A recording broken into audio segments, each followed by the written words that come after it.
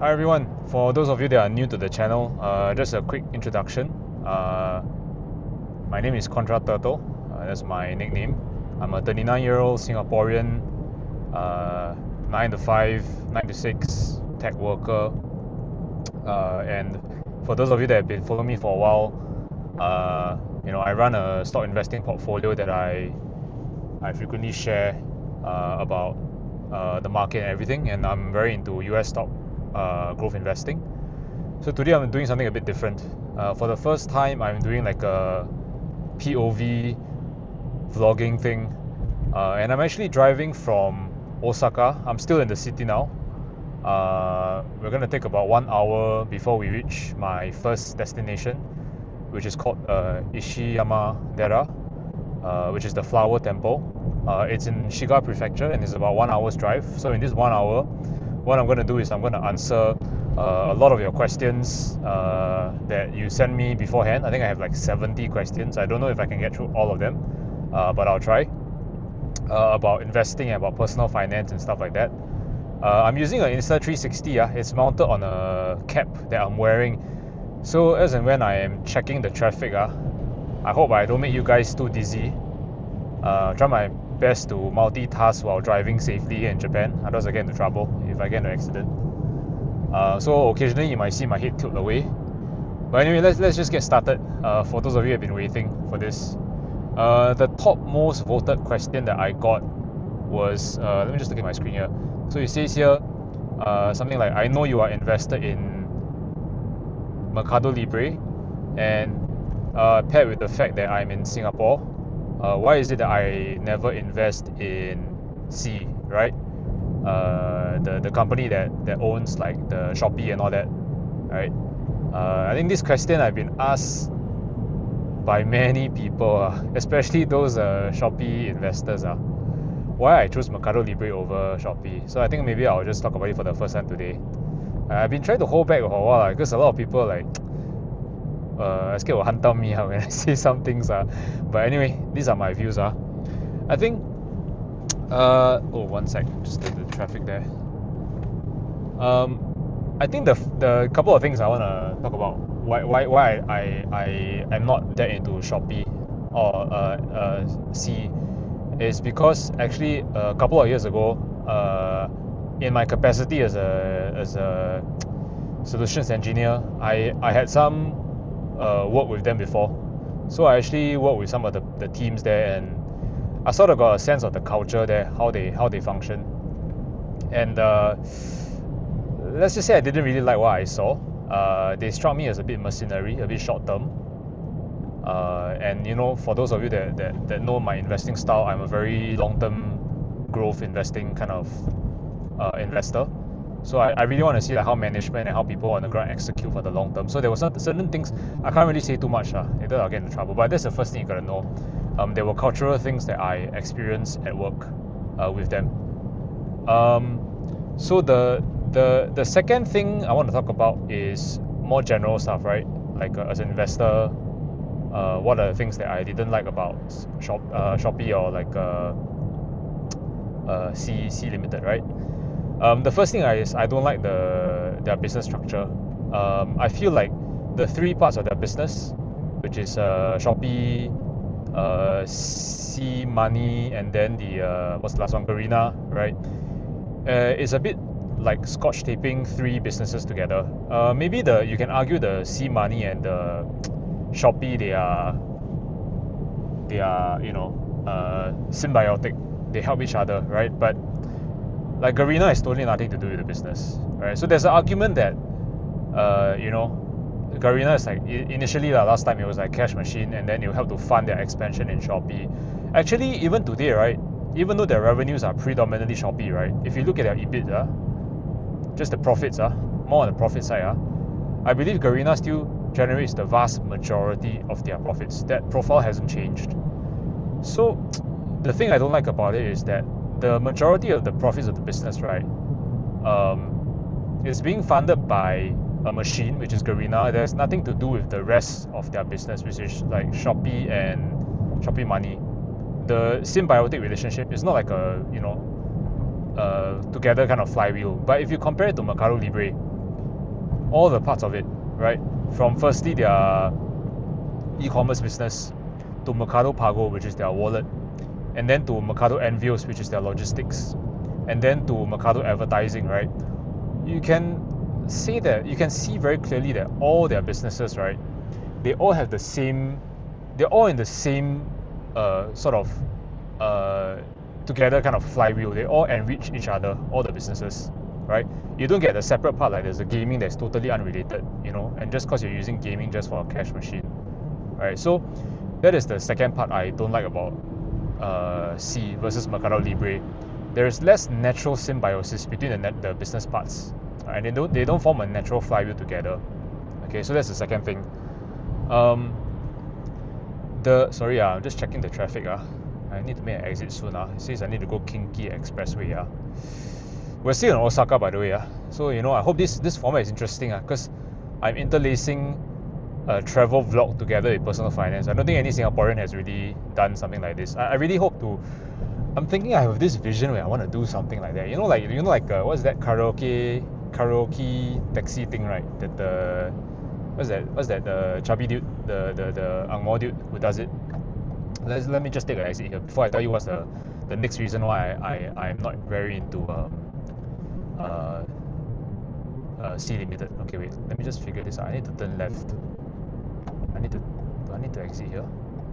I need to exit here. Since I'm going towards Kyoto actually. Correct or not? Yeah, correct. Sorry, guys, give me a second before I carry on. I think the traffic is gonna get, the things gonna get a bit smoother for me, the driving wise, once I get out of the city, because there's a lot of turns and a lot of, now it's the Ryokin thing, the toll gate.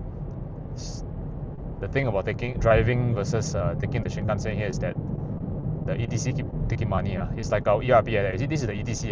You guys can see. I'm going through the ETC now. This is the ETC. Oh, have I been looking up a lot? Alright. You can hear my car saying Seiko Dekimasu. That means success. If you guys want to learn Japanese. Okay, let me just bear with me. I want to drive safe. That's the priority over the vlog. Sorry, hit to a bit. Make you guys a bit dizzy. Okay, I think we should be good, and I'm gonna carry on 3 kilometers to the next exit. Okay, the next reason I don't like C, right, is because I don't know if you guys remember before 2022, 2023, before the Fed crashed the market, right? Because of the inflation and all that stuff, C expanded too aggressively into South America, way beyond their first market, which is Southeast Asia. And the way they expanded, I didn't really like. I read a lot of reports about it. It was too aggressive. The way that their capital allocation decisions were made was too aggressive, and I felt that it was not very prudent, and it was such a faraway market. So I think the management was a bit too aggressive. So it gave me a bit of flavor of the capital allocation ability, and also like their foresight, which wasn't that great. Whereas if you compare it to Mercado Libre, they have been very, very focused. Like Galperin, right, the CEO, and before now the new CEO is Ariel something. The name is very long, some Latino name. They've been always focused for the last 20 years in their home market, which is Latin America, right, Mexico, Argentina, and all this stuff, right. They've never left the market, so you can tell from that the management is very, very focused, right.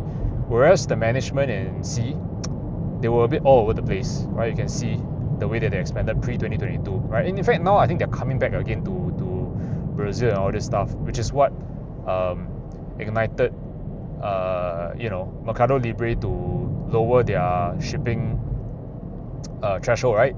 Which caused them the stock price to go down, right? By a lot, right? As I remember last night, it's down to about 1,600 plus already. Obviously, there are two reasons for why Mercado Libre is down, I think. The first one is they analysts think that them lowering the threshold and is a reaction to the market having more and more participants and competition, right? So they see that as a bear sign, right? More competition maybe might erode their future profits. And then secondly, of course, they talked about their margin profile. They're sacrificing short-term margins for the long term, and all these bank analysts, they don't like it. So they some of them re-rate the stock and all that stuff, right? I think that's what happened. But anyway, so yeah, I digress, right? So that's the other reason I don't like what do you call that? C Limited versus Mercado Libre. The next reason is that there's actually a geopolitical risk.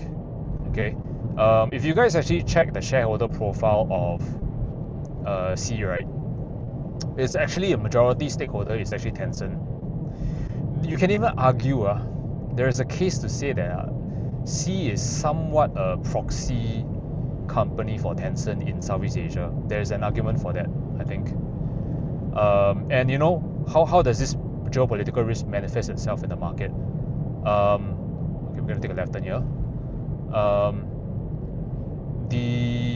You guys remember a couple of years ago, Free Fire was banned in India, right? Which is a Garena, one of C's assets, right? The game, very popular game that gave a lot of profits to C Limited as a company. Why did they ban it? It's because of Tencent's control. Because India knew that if they ban Free Fire, they will get to C, and hence they will, in a way, in effect, get to Tencent through this ban, right? So there's a geopolitical risk. But Mercado Libre doesn't have the same set of risks. Why? Because again, their focus is on the home market, right? Whatever political risks or geo-macro risks they need to tackle, right, is all within their home country. There's no external geopolitical factor they need to contend with, and so they remain very, very focused in their home market. And obviously, by now they should have at least some leg up in terms of government, lobbying and management, right? Crisis management, right? So they won't get all these external sudden risks like India banning their stuff like that.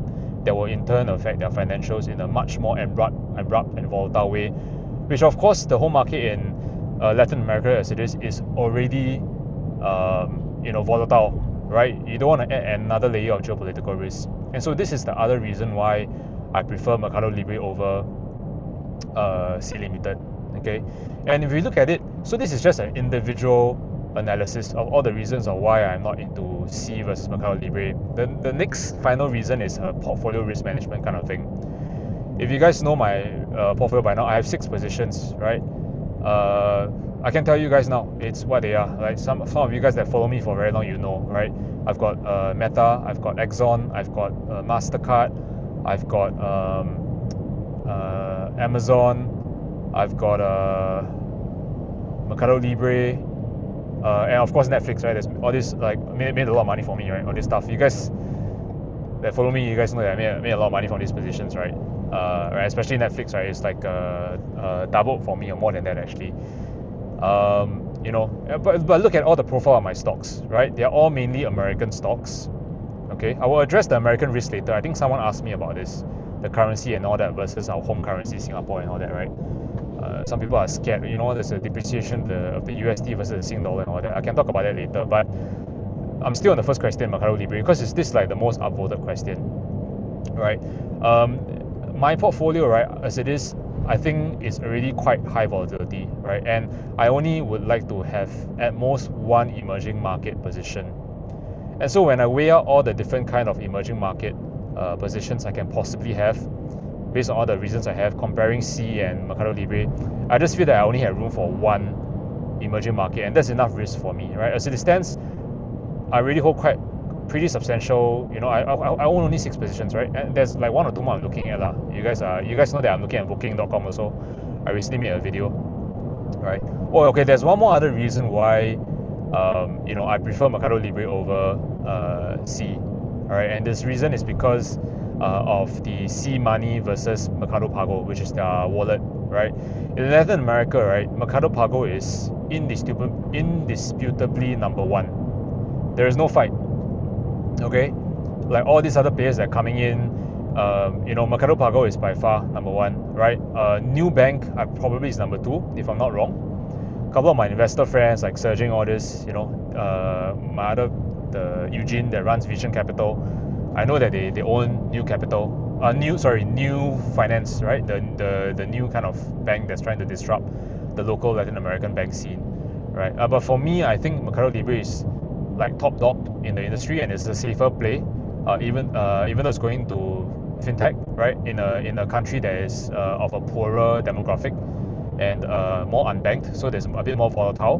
But I think it's a safer profile there because Mercado Libre has all these other parts like e-commerce and things which are much more stronger in terms of a moat. So there's less risk of disruption, and I don't think this company is going to go away in the next 10 to 20 years, right? So even though the company is down like what, I think like 30+% now, I'm very, very comfortable holding it for the long haul. And sorry, I digress. I talked about what's the reason, the last reason why. It's because Mercado Pago is number one in Latin America, right? But in Southeast Asia, C-Money is competing with so many players. It's so fragmented. You have Grad Finance. You have all the local players, banks themselves are innovating like DBS and all this stuff. They have their own other collaborations in fintech. It's so fragmented, you know. You don't get a clear winner. C-Money is by far not the clear winner in the Southeast Asian market. So this is the next reason why I am not that into C. And yeah, I hope that answers the question. Okay, one sec. I need to my laptop. Because I have all the questions here and then, you know. Okay, what's my next question? Do you think pursuing an accounting data analytics degree will be useful, beneficial with AI advancements so prevalent in our society? Okay, I promise my head will be looking forward now. Now that I know the question. So it's accountancy data analytics given AI. Okay, I actually watched a video recently about this. It's in America, right? This startup, there's a couple of startups that are coming up, right? They are trying to disrupt the accounting industry. The same way that Claude Anthropic, you know, like Anthropic has been disrupting the coding industry, right? And it sounds quite frightening to accountants lah. After I watched that video, basically the guy, right, he worked in one of the big 4 firms, and when he tried to change these companies from within, right, he got a lot of pushback. Why? Because if you guys work in accounting and all this stuff, right, you will know that the way that these companies make money is by billable people hours. So they charge by how many hours, right? They can charge their clients, right? Billable man hours. But in this day and age with AI, right, outcomes, right, the output, the tokens you get to get a certain output, right, matter much more than billable hours, than the number of headcount that you have or the number of seats that you've been charged of. So there's a bit of parallel between what's happening in the software industry and accounting, right? And this is the reason why a lot of software companies like CRM, Salesforce, right, are getting hit because they are all traditionally priced on a per seat. Of course, some of them are really trying to change lah. Like, you know, Mark Benioff of the CEO of Salesforce, you know, coming out with all this. Oh shit, I'm shaking my head too much. You guys getting dizzy. Matt Benioff is coming out with all this, you know, non-per seat, outcomes-based, you know, pricing. But I don't buy it. Like, this guy is very marketing. Sorry, I'm not very into CRM. I work with their software a lot, and I know their culture and I know how they do stuff. I know this guy is all marketing. So CRM has never been a thing for me, investing-wise. And also their growth rate is so low. It's like 5 or 6%. I think they're already way past their peak already. You know, like, and as a growth investor for me, right, I need to get 16%, you know, on average. Which, by the way, if you guys have followed me, after 5 years, right, I can conclusively say I beat the market. I've done 16% per year on a TWR time-weighted basis return, right? And remember, my returns cover the 2022 bear market, right? Back then, my returns was as high as 25 or 26%. I really quite big because I caught the wave where Mark Zuckerberg introduced the efficiency year after the 2022 crash, right? And that stock went up by a historic 20% or something like that in a year. I caught that gain, and that's how I made so much money, and I got 20+%. But obviously, over the last 1 to 2 years, all my positions got hit, right? So it went up from 25 all the way to 16%. But I'm very happy because if you guys have, some of you have followed me since the beginning, right, you will know that I have mentioned before that last time when I had 25% or something like that TWR, I knew this is unrealistic. I mean, come on, Warren Buffett, 60 years, he did 20% CAGR TWR per year, right? I don't see myself as Warren Buffett, you know. So I already knew back then, like 1 or 2 years back, right, my returns will definitely come down, which means, right, over the last 1 2 years, right, before this 1 2 years, right, I already knew that my returns will come down, and so that's why I don't panic at all, right? And why was I discussing about this? Sorry, I digress. I digress. I came all the way from accounting. So anyway, I came all the way from the per seat billing thing, right? I think there are frightening things that are happening in the AI world, right, that are going to disrupt accounting. Back to your question, okay? You're asking as a graduate or something like that, want to study this degree, right? Sorry, as a prospective university student, right?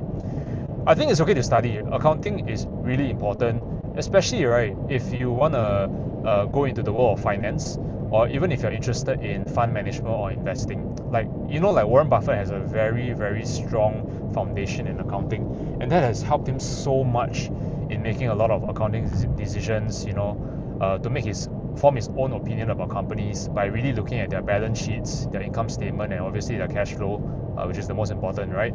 Along with the balance sheet, right? So if you have accounting skills, right, it actually unlocks a lot of pathways for you. But that being said, the caveat is, given the example I just gave you about how a lot of disruptions are coming in to the market, I need to make sure that I'm driving below the speed limit also. I've been driving above. Oh my god, I hope I don't get fined. I've been driving at 100, I need to manage so many things at one go. Got the map, I got the speed, and I got this recording on my head also. So if you're studying accounting, right, that's okay, right? But you have to have AI skills. That's the caveat I want to tell you, okay? What kind of AI skills? You need to at least start to use, at the very basic level, some of these LLM tools, like really your basic ChatGPT, your Claude, and your Gemini, just to get a sense of how to get a good prompting technique, right? After a while, right, after using I've been using since 2022. It came out in November 2022, right? That's when ChatGPT first came out and shook the world and started this whole AI cycle, right? I've been just mastering my prompt technique, right? I almost, like, I can say that I understand the nuances of prompting, right? Little things like, you should never ask a leading question to the LLM, right? For example, if you want to find out if Mercado Libre is a good company to invest in, you should not be asking the LLM, is Mercado Libre is a good company, why? If you ask this kind of question, right, because based on the transformer architecture, right, you understand a bit of LLMs, how they work, right, they will always predict the next token, right? And so you're already giving it a positive bias by having the word good. Why is it a good company in your sentence? And so what the LLM is going to do is it's going to find positive bias confirming sources based on all the internet and books and resources it's crawled before into its model, right, its parameters, and it will give you an answer that is more biased, right? So these are little things you need to pick up. Back to the point of, you need to be very AI native if you want to get into accounting, to protect yourself from all sides. So if one day when you go into the Big Four, or if you go to any finance company, right, not only do you have the basic accounting skills, but you're also an AI native. You know how to use AI to supplement your accounting skills, right? And it's really starting to erode some of these industries, like accounting. I'm very sure AI will get there very soon, because like coding, right, accounting also has a verifiable output, right? Because when you balance all the statements, the numbers, in a way you can verify this stuff at scale, right? I'm pretty sure there's a way to implement the software together with AI to verify it at scale, the same way that we do it with with accounting, right? Because with coding we have this concept of tests. So at scale, right, we can this surging sending me a lot of tweets while I'm driving, it's distracting by Google Map. My friend surging, we talk to each other like every hour, every 2 hours, guys. We are exchanging like tweets, about the market, about what's happening. He just messaged me today that Hermes is selling off like 40% below its all-time high. It's actually on my watch list lah. Even I look at the price to free cash flow ratio last night just before I slept. Wow, getting a bit tasty. So I'll have a look at that. Okay, so anyway, the accounting guys, that's my advice for you. You can go to accounting, you can go to data analytics. It's the same thing. Okay, you have to be AI native. Start using Claude and all this stuff. Firstly, understand LLM prompting technique. Secondly, understand things like Claude Cowork or Claude Code even better if you can start getting used to it. Don't have the excuse like, I'm not a coder, I'm just an accountant.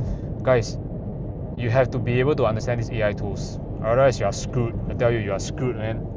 Yeah, I tell you, I've been using Cloud Code so much, right? It's revolutionary, man, at my work. It's doing some pretty insane stuff. Right? I'm able to find information so much quicker. I don't think I can go a day without, AI. I think that's not possible for me at this point. But of course, the investing into it is another question, lah. There's a whole question of margins. Okay, the next question.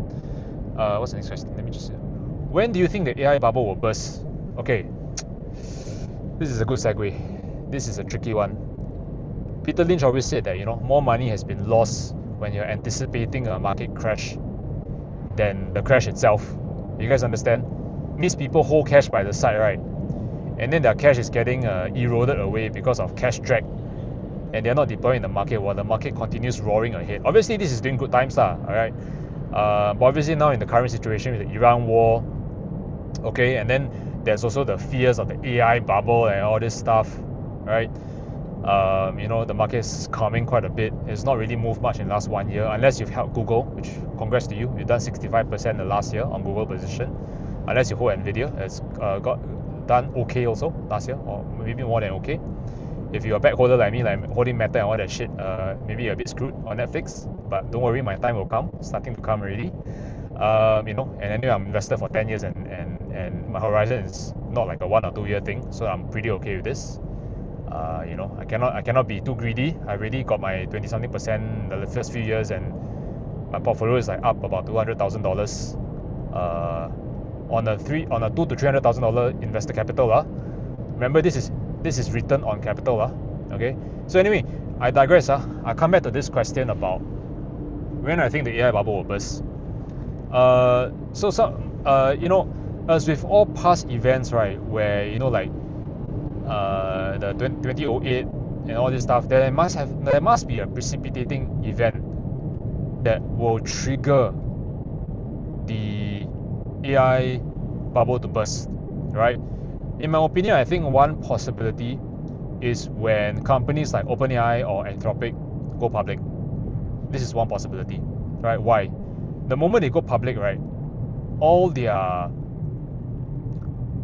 we're going through ETC again, all their financials will be made public and transparent to everybody to scrutinize. At the current moment, right, the market can only see this incredible revenue top line growth in Anthropic, right, and projections of how OpenAI is doing, right, with enterprise and all this stuff that's coming up, right.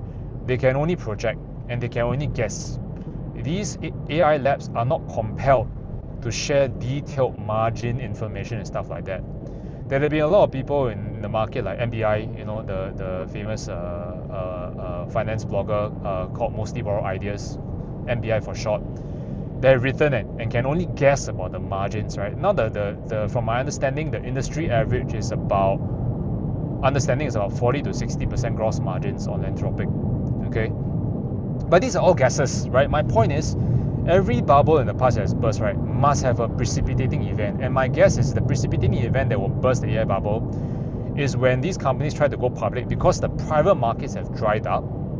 They need continuing capital to burn so that they can keep increasing their model capability and remain relevant at the frontier, because competition is really heating up amongst the labs, right? Especially between Gemini and OpenAI and Anthropic, right? So they need continual VC capital from the private markets to keep funding this thing. At a certain point, right, the economics required to sustain this, right, will not be possible anymore, and they will need to raise money from the public markets. They will be compelled. They have no choice, right? Otherwise, they got to fire people. Which, by the way, OpenAI is starting to do that already. They are finally realizing that you cannot splatter spaghetti against the wall and try to do so many things. Try to acquire Johnny Ive company, spend a couple of $1 billion, try to do this and that all over the place. So the precipitating event will be IPO. Okay. When the numbers all come out, right, and people realize that the margins are not that great, and people realize that MBI, he made an analysis that actually the gross margins could actually be even lower than 40 to 60%, because you must factor in the training cost of these models, right? The reason why you must factor in the training cost of these models, which the AI labs do not do that at the moment, is because for you to remain frontier, you have to continuously do training on the models, right? So how can you justify that these are not to be included in the gross margins? This is one of the biggest points of discussions that me and Serging have constantly. Right, there is a problem with the margin profile. Right, so when these things come out to light, right, and the market realizes that the profits may not be as great as it is, right, they may re-rate the entire market, and all these hyperscalers like Amazon, Microsoft, and Oracle, and GCP, Google Cloud platform, right, they may get a huge re-rating because they may realize that, oh my god, actually it's just all top line revenue driven all along. The profits haven't been that great. Right, this is just my guess, Right, things may change in the future. Maybe for all we know, Frontier remains Frontier and there's no new training needed. Maybe lah, right? It could be a thing that consumers at a certain point, they are so comfortable with Anthropic, Gemini, and OpenAI as a brand that these AI labs no longer need to train and spend too much training costs, right? And then the gross margins really can be upheld, and then they just leverage their brand and continue selling AI compute through hyperscalers. Right, and then it becomes sustainable. That could be also be a bullish picture. I will never know. Right, but I'm just saying, I'm guessing, when will to answer your question, when will the AI bubble burst? I think it's when these companies IPO, and then when people start to realize, right? The other possibility is the Iran war really starts to crack, which is really showing signs that historically we've never encountered before. I think I saw a Truth Social post by Trump just last night, and I think the guy started to chicken out.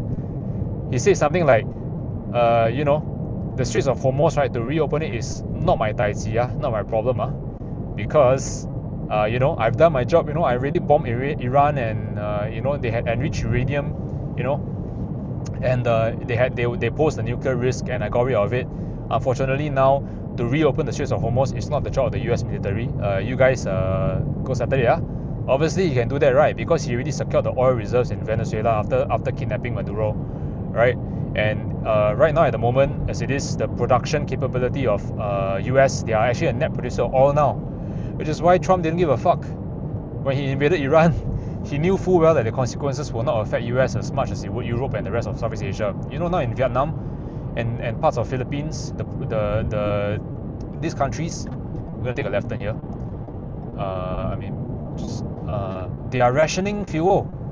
Vietnam is controlling the number of flights that can go out of the country now, because jet fuel is you know, the fuel hikes are getting untenable, right? Okay, we're just shit. Where do I go? Oi, go straight keep straight KG bypass. Why are we going in Nagoya? Okay. Yeah. So what was the question now? Yeah. So anyway, yeah. So that's the second possibility lah. The Iran war cracks lah, right? But we'll never know lah.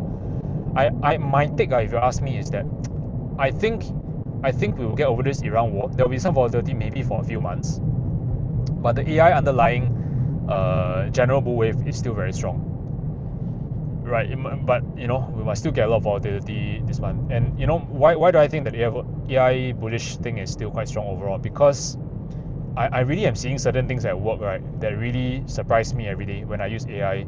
So I think as this AI technology diffuses to the rest of the market, right,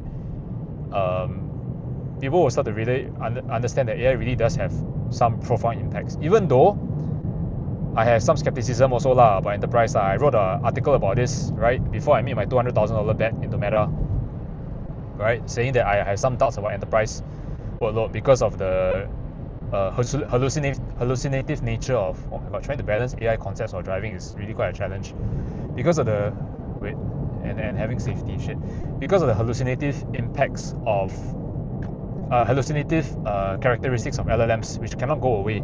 You can only mitigate it and reduce it by adding more and more compute, right, buying more NVIDIA chips and all that, and training the model, increasing the parameters and all that, but it cannot be eliminated. Although there are certain things that are quite promising coming out recently, I've been reading on Twitter, there are some deterministic things that are coming out that may help to really help to reduce this hallucination by quite a bit. So I'm watching that front. I've already reached my first destination, which is this Ishiyamadera, which means flower temple. It's in Shiga. I'm in Shiga Prefecture now. It's about 1 hour's drive from Osaka. So I'm going to carry on some of the questions that you asked me. This is like the entrance, pretty cool. The two guardians on the side. Someone's taking a picture. Okay, anyway, I'm going to carry on answering the questions. So just now I got cut off about something about the AI bubble, right? Yeah, so to summarize the AI bubble, I think it would be either the IPO or, I don't think it's the Iran war that will crack it. It's probably something closer to the IPO that reveals the financials of it. Let me just take a quick picture here. Space is pretty nice.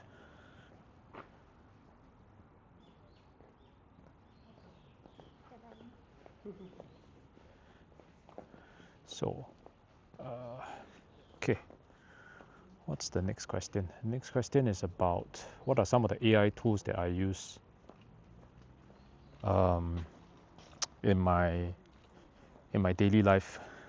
Maybe you can start from work because I think that takes up most of my bandwidth in the day, right? And how I use AI to be more productive, right? For work, we almost predominantly use Claude, Anthropic's Claude code nowadays. So I use it for everything, right? To write code, to ask questions, and then I use it to create images for my YouTube outside work. I actually use a combination of ChatGPT and Gemini for image creation. Gemini, I can feel like when they use the TPUs, tensor processing unit, it really renders the image a lot faster. Can really feel the impact. It's probably like twice as fast as rendering on what's that? On GPT. But what I find is that with GPT, right, the finesse of the artistic, the finesse and the artistic style of the images that comes out, right, it usually has a bit more taste to it. Yeah. So let me show you guys the map of where we are now. This is, I don't know how clear this is. This is the map of the whole area. And the reason why I came here is because we are in this very awkward period in spring where the cherry blossoms, or we call it the sakura, the certain breed of it, is not even blooming yet. So I'm here to catch other spring flowers, which is the plum blossoms, which is sort of ending already, and then also the what do you call that? Some other very early variants of spring blossoms. I'm just gonna buy a ticket here, so you guys bear with me. One sec.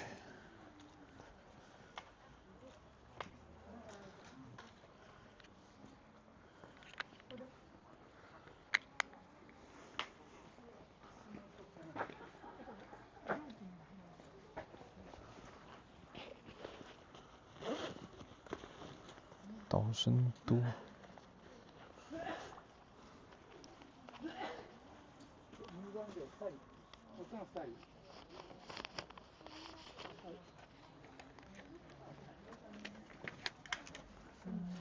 Right, so is it? Right. あ、600円。ちょっと待ってください。1000円。はい、ありがとうございます。はい、ありがとうございます。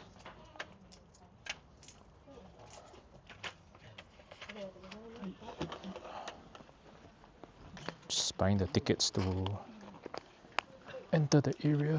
One sec, let me just keep all my stuff.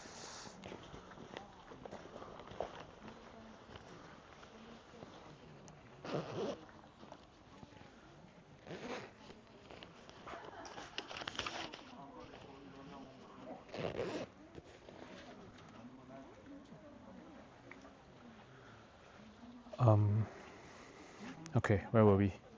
Okay, so I'm in a flower temple, but there's no flower. What the fuck? Where are the flowers?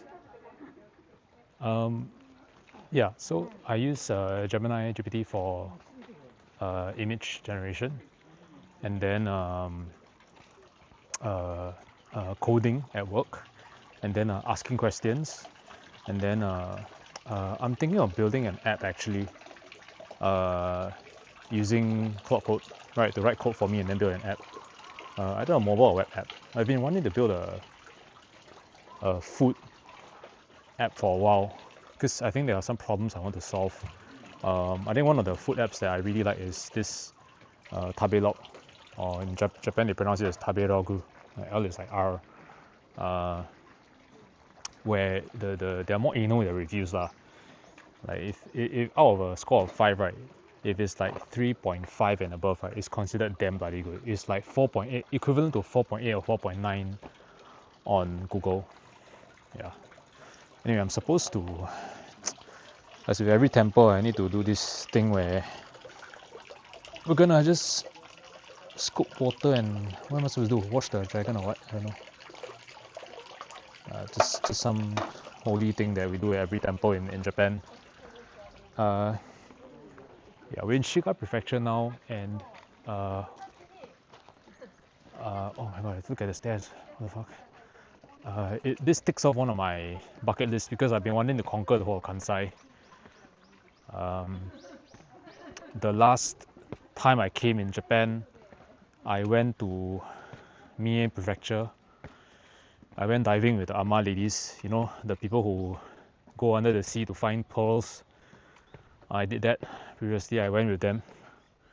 Somehow I got the youngest Ama lady. She's like 40 years old. I don't know how come I got that. And then we went to find like oysters and stuff. And then I went to Wakayama, and then I went to Tokushima to. If you guys saw my last video, I had this thing where I went to find the scarecrow lady and all that stuff. Yeah, I do a lot of weird stuff.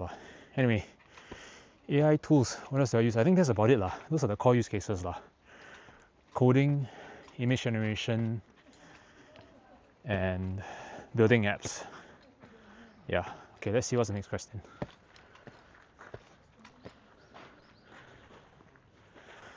Oh yeah, and before that, I also use like things like Mac Whisper. Some of my colleagues are trying to get me into the whole voice thing where I can just speak to the MacBook and you know, it was transcribed and then pass it to the cloud or something like that. So it's a lot more productive. To get the AI to do stuff for me. Oh my god, there are no flowers. I waste my time coming here. I need to find the variant that is already blooming. Okay, let's get to the next question. I don't want to have you guys come in and watch and then just watch me do like all this touristy stuff, right? Hold on.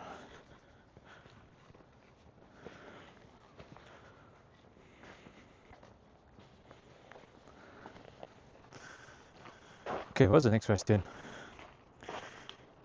If you're already using apps like Interactive Brokers or Endowas who buys a wide range of ETF, is it necessary to steal RSP into a single ETF like VTI? I don't really understand this question. Is it? If you're already using apps like Brokers and don't buy into a single ETF like VTI, I don't really understand this question. I don't understand what you mean. Do you mean that if you are using Endowas to buy some of the indices that they provide, do you still need to buy a single? I mean, these are all different indices, right? VTI is the index. You could be buying something else like Endowas or Interactive Broker. It doesn't matter. At the end of the day, it depends on what you're buying, right? Are you buying the S&P 500 index? Are you buying the world index with VTI? I think that's up to you to decide. All these tools, they all can buy what? No difference what? It's just the fees that you get to pay, right? Interactive Brokers probably is the cheapest. Because there's no like management fee, right? You're just paying the transaction fees when you make transactions. Yeah. So for Endowas, I use it only because my CPF OA is inside. It's one of the few ways that you can invest CPF. Although recently some of my community telling me that Poems is way cheaper. That might be true. I might need to do a bit of tidying up. Maybe I might need to migrate the funds from my Endawas OA to Poems because apparently it's cheap. But before I even do research, I want to push back to those people who tell me to check this out. Then what's in it for Poems? If they can't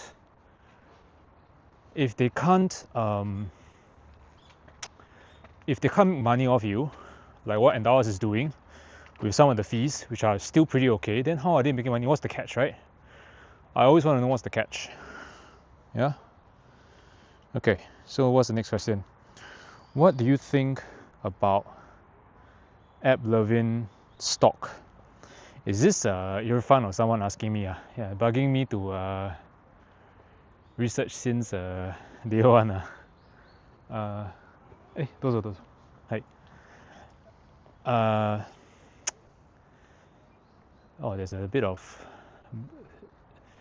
These are all the buds. Look at the buds. The sakura. Applovin, honestly, right now the advertising positions I have, number one is definitely Meta. I view Netflix as an advertising play also. So technically two of my very big positions are already in advertising. Yeah, Netflix, like for advertising, is their biggest lever that they can pull for growth next, right? So for advertising wise, I'm not super enthusiastic about getting another advertising position. In fact, Mercado Libre and Amazon also have ads of their own, and they are quite big profit drivers, right?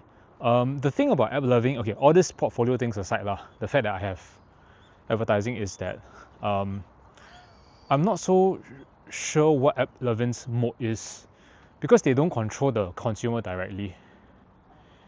They run infrastructure for mobile advertising. Right? That's as much as I know, right? The funny thing is the technology they use is called Exxon, which is the other position I own, right? So for Applovin, I know the growth is tremendous. I've seen some of the numbers; it's quite insane. The valuation is also quite expensive, I think that's also the reason why I'm taking my time, because a lot of times the way I prioritize my research, right, is by looking at the valuation first. I know I tell you guys that you must study the thesis, right? That is definitely number one. But once I have understanding of the business, right, the way that I go deeper, right, to research the company, right, oh my god, I need to catch my breath off going up this hill, is that I prioritize my valuation so that I know that, okay, if I have 10 stocks I need to research, right, how do I know which stock to go very deep into to look into first? It's when the opportunity is a bit closer, right? So for example, right now, right, Booking Holdings, right, ever since the training report, right, was released, right, they got hammered, right, and they got recovered a little bit, right, and the valuation now is not bad, although I prefer to be a bit lower, so I'm waiting. I have my own watch list, but it tells me that, if I want to do any research now, Booking is my priority, right, because it's so close. The probability of me buying this stock is closer in the near term to me buying or considering Applovin. So I don't need to rush my research into Applovin. I can take my time, right? So that's one reason why I haven't yet considered Applovin. It's one of those companies where I can't tell right away. Oh yes, there's some sakura there. I can't tell right away if it has a mode that I'm satisfied with. Okay, I hope that answers the question. Next question. A long time ago, wow, this one very nice question. Poke at me. I need to read this question. A long time ago, you criticized others for profiting from selling investment advice. Why are you doing this now? I think there's another question on there also about the same. You're asking why am I selling investment advice? I think you're referring to the video I did a couple of months ago about how I don't really want to sell out Singaporeans after the whole MAS influencer thing, right? I think there are a couple of points here. The first thing is my stance there hasn't changed. Right, if you look at all my content, right, or advertising, right, I still am not that keen on putting all this brokers or short-term trading stuff as an affiliate. And to be very frank, I know some of them are watching. I know some of the trading platforms are watching this video. They email me. Some of them email me every week. I won't name which companies lah, asking me to be their partner to try affiliate. Right? I could easily make a couple of $1,000s, to be very honest, right? But I choose to tell them that, you know, I'm very focused on the growing the channel and content for the community first. Oh look guys, a little bit of sakura coming out.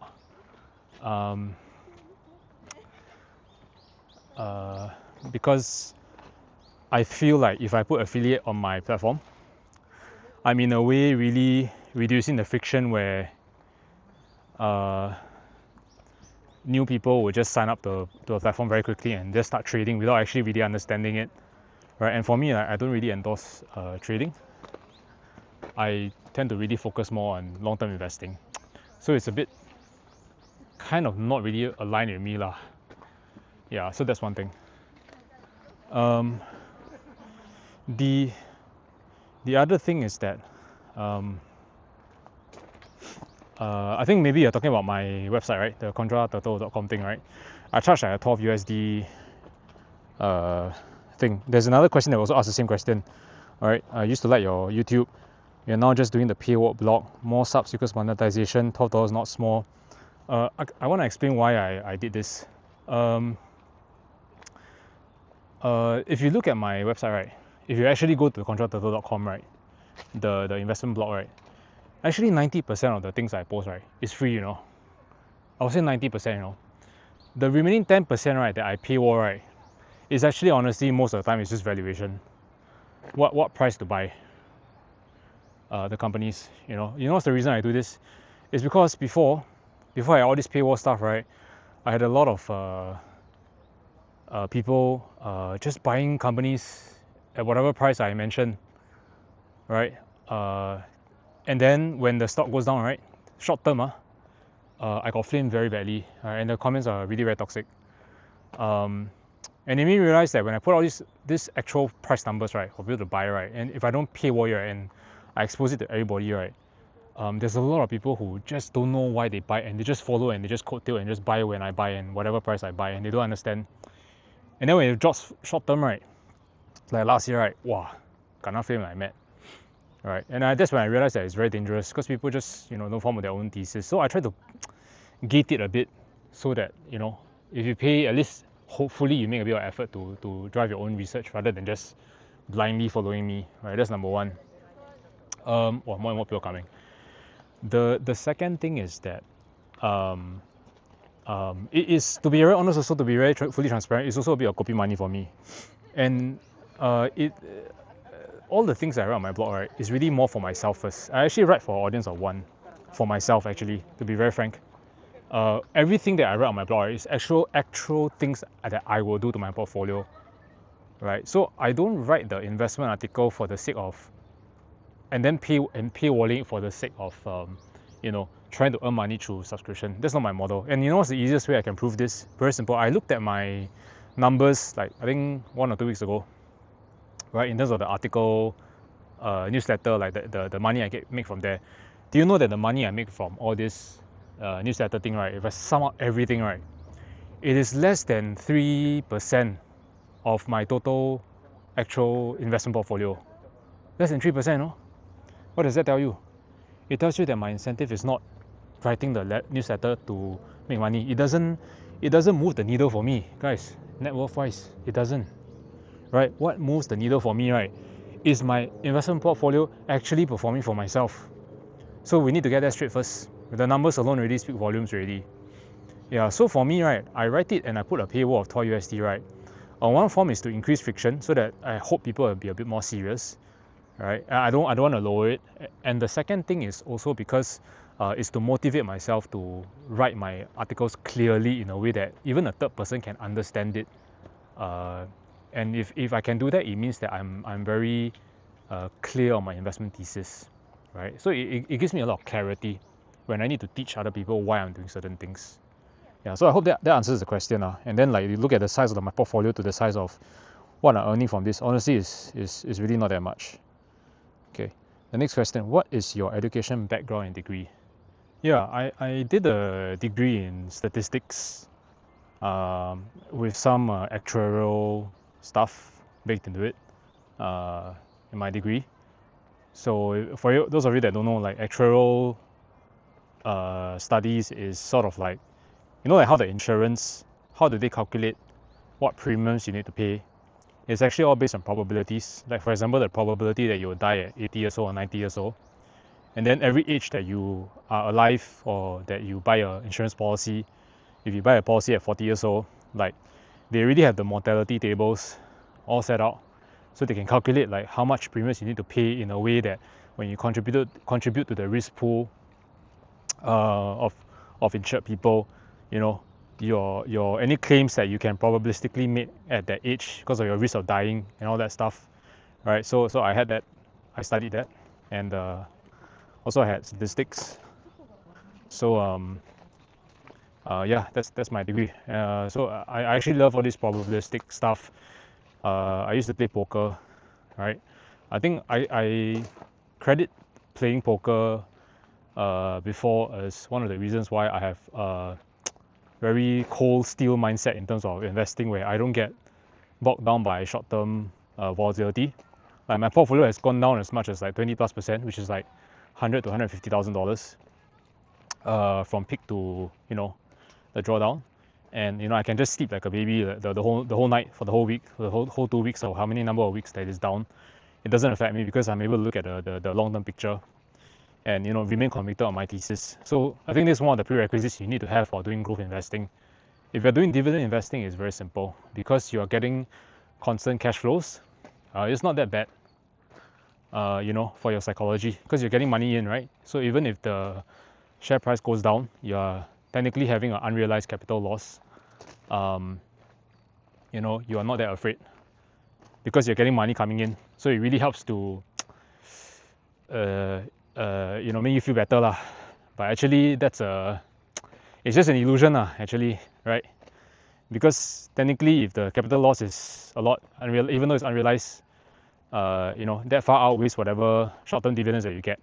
That's the big thing that people don't understand. I think Singaporeans just like to see the fixed income thing coming in, right? But although that being said, there are some situations where that makes sense.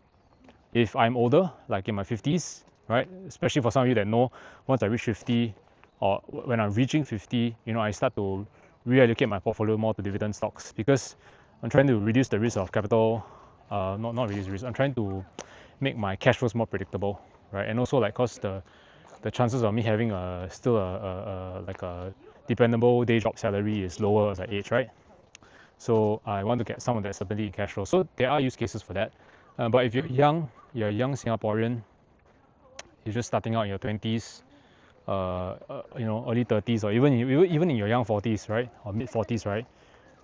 You're gonna live until 80, 70, 80, 90 years old, right? Singapore is one of the longest lifespans in the world, right?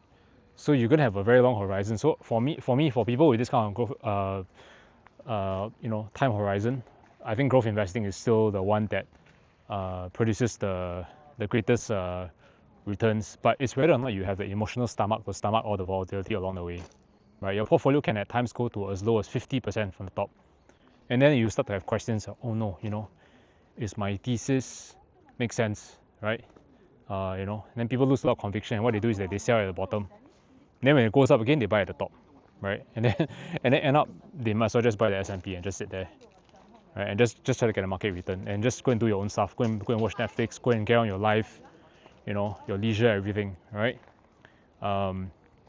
So that's the thing, right?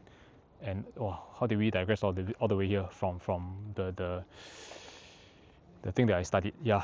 Anyway, so statistics is what I studied, and that really helped me. The next question is about Mr. Loo's crash buying of the S&P 500. What do I make of it? I met Mr. Loo, was it early last year or mid of last year, right?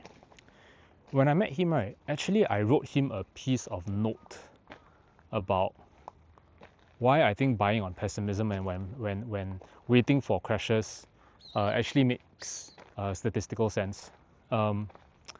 I'm not going to take credit for him crash buying all this stuff. I think his crash buying logic really was way before me passing him this note. But in that note that I passed him, I don't know if he kept it, right? I wrote like some mathematical proofs of why I felt that at a certain level, crash buying makes sense, probabilistically speaking, right? Oh my god, there's so much sakura there. Okay, let's bring you guys there. So I did some math lah, right? So anyway, the long story short is that there's a asymmetry between losses and gains, right? If your stock goes down, for example, 50%, right? And it's a good stock, it's a high quality company, okay, let's assume, right? If it does return to its original price level before it dropped 50%, right? You bought it at a 50% downswing on pessimism, you would gain 100% on a 50% loss, right? So so let me summarize again. The stock goes down 50%, you buy it there at the bottom. Well, you may not time the bottom, maybe it goes to 70%, doesn't matter. You bought it at 50% from the all-time high. It goes back up to the original 100%. You make 100% on your return. You do the math on that, right? So there's an asymmetry, right? Which is why one of my signature moves is to buy on pessimism when the prices are having a huge drawdown from all-time high, and finding high quality compounders in the first place, right? Because if I can do that, I get to double my money, right? So it's a move that I've made for almost all my positions. I almost never buy on optimism, only pessimism. So there's a bit of math to that because of the asymmetry, okay? But the most important thing you have to remember is this, like what Charlie Munger and Warren Buffett said. It's better to buy a strong company at fair prices than a fair company at good prices. This is a really important philosophy. So if you buy cheap shit, right, you still end up with shit, right? It has to be cheap and good. And that's where the hardest part about investing is. Yeah, you can get everything correct, but if your valuation is fantastic, but you get the wrong stock, you're still screwed. So I try not to make the mistake for my portfolio. Every position that I have, right, I have a very long-standing thesis on why I want to buy it for the long term and why I believe the growth can be sustained even in the face of potential competition coming into the scene. Okay, so that's the thing. So coming back to your question about Mr. Loo's crash buying, right? Sorry, I digress again. I do apologize. I go off on the tangent. I agree with his buying actually. I know Bunty came out with something about was it not timing the market or something? I didn't really follow all of it, but there was some argument, right? And then they had some discussion, right? I think different strategies work for different people, but for me, right, I'm actually very aligned with what Mr. Loo does.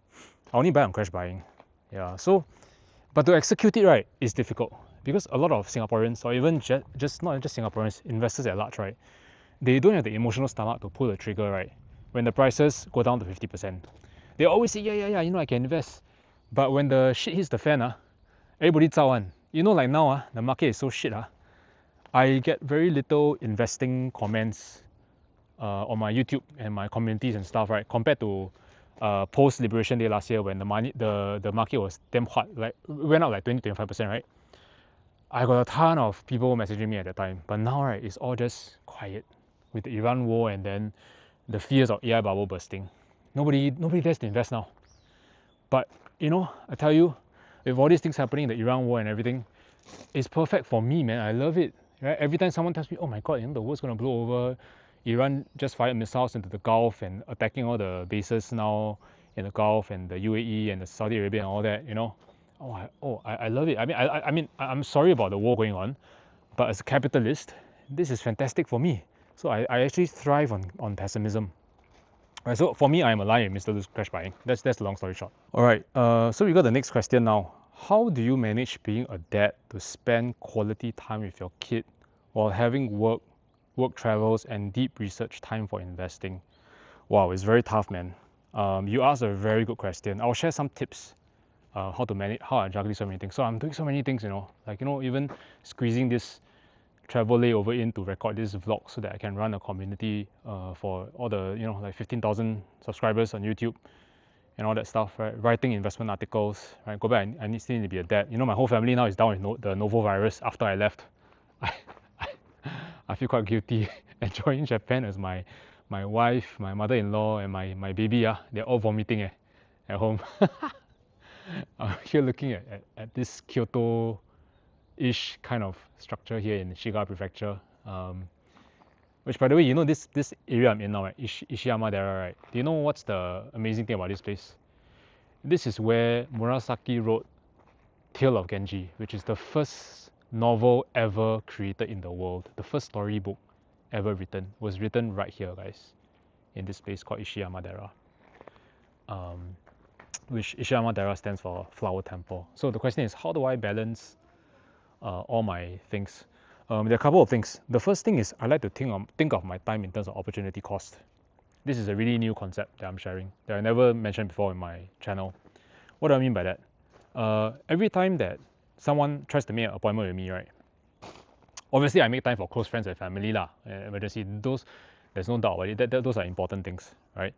But every time someone tries to ask me to do stuff, or like, there are some tasks that I need to do, the way I measure it is by opportunity cost. I ask myself, if I do this now, could I actually be doing something else that is more impactful, that moves the lever in my life much more long term? The key is long term. I have to think long term, right? And more often than not, I find that no, what I'm doing now is not a good thing. So I reject the task, or I put it off for later, right? And I focus on the most important things that can move the levers in my life, right? That could be things like investing in my portfolio, or my day job, of course, right? Because my day job still gives me my most income, okay? And then obviously as a dad first, number one, right? And what are some of the things that I reject, right? Very, very, very small things, I tell you all. Like when for example, on Telegram, or on communities, or on YouTube, I get a lot of toxic comments, right? I view this all as opportunity cost. I ask myself, if I engage in these things, right, which are very toxic comments or critique that doesn't improve me, right? They are just toxic critique, right? Does it add value to my life, right? And the answer 99% of the time is no, right? I see some of the Telegram chats, like the long-term investing Telegram chat. I notice some of the arguments that they get into, right, is very emotional and personal, and there's no right or wrong. It's just your investment take. And then what ends up happening is, once in a while I look at it, I'm like, oh my goodness, this person spent like 6 hours on the investment Telegram trying to prove that he's right, right? I'm not saying one particular person, by the way, yeah. Later some people blame me. I'm just saying, like, in general, that I see like groups of different people doing this, right? And in my mind, I'm wondering, wow, these people got a lot of time, eh? In the 6 hours they spent arguing, right, I look at what I did for the day, right? I managed to write an investment article. I managed to record a YouTube. Obviously before that I managed to finish on my day job. I managed to spend a bit of time with my baby son. And so I view it as opportunity cost. And even small things like, very small things, I'll just talk about all this as a Singaporean. Things like, some people, right, they argue with the taxi driver, or they argue with the hawker or whatever, because they shortchanged them on the service, or they got rude attitude, or they buisong and someone bumped into them on the streets, or they're just not happy lah. Then they go and complain. Maybe like they spend like 1 hour complaining to StarHub on why the internet is bad, or trying to get a $5 rebate on a bill. I'm not saying that, okay, this really depends on income level and things. I just want to be very straight up, right? You need to look at the level of income, or the things that you are sort of running on a financial basis, and then try to sort of quantify the opportunity cost and try to chase some of the small winners, like the $5 or $2, or the extra 10 minutes just to make your ego feel well, right? All these things add up in the day, right? You spend 1-2 hours trying to argue with all these service providers, right, for things that don't really give you a lot of money or time in return, right? You're wasting a fuck ton of time, man. So if someone bumps to me on the street, right, rather than spending 5 minutes trying to hustle him up, right, or like ruffle him up, right, fuck, I just put my head down like a turtle and just move away, because in my mind, my framework is, why should I give you my time? Right? You bump into me and you're trying to pick a fight, or you're trying to pick an argument with me on Telegram or whatever. Why should I give you my time? Right? So I need you all to think in terms of opportunity cost in your life. Some people or some things are just not worth it. You have to be very, very firm on what your priorities are that can actually move the levers in your life in terms of your net worth, your relationships, and your happiness index. Right? So you have toxic family, you have toxic friends, or toxic whatever, just move away, man. Don't need. If you want to engage with them, right, I'll tell you why you want to engage with them. The only reason you do that is because you want to satisfy your ego. The day that you can shift your ego away, right, and move on, right, and look at the bigger picture and not miss the forest or the trees, right, and think in terms of time, opportunity, cost, right, is when you can ship all the different, so many things in your life. And that is exactly how, to answer your question, I manage to do so many different things. I think of all my time in terms of opportunity cost. The next question is, what is my fire number? My fire number is 4.5 million. Let me just really quickly explain why that is so for those that are new to the channel. It's because, yeah, I took a really vague rule, the 4% rule, which, you know, some of the influencers will critique and say that, you know, the 4% rule is not proven, or that this and that. What I do is that I just take a 4% rule on a very big number, 4.5, right? That equates to roughly about 15k in dividends if you can get a dividend yielding stock at 4%, right?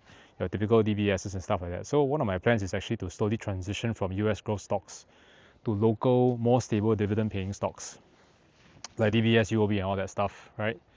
As I get closer to my early 50s, in about 10 to, you know, like 11, 12 years time.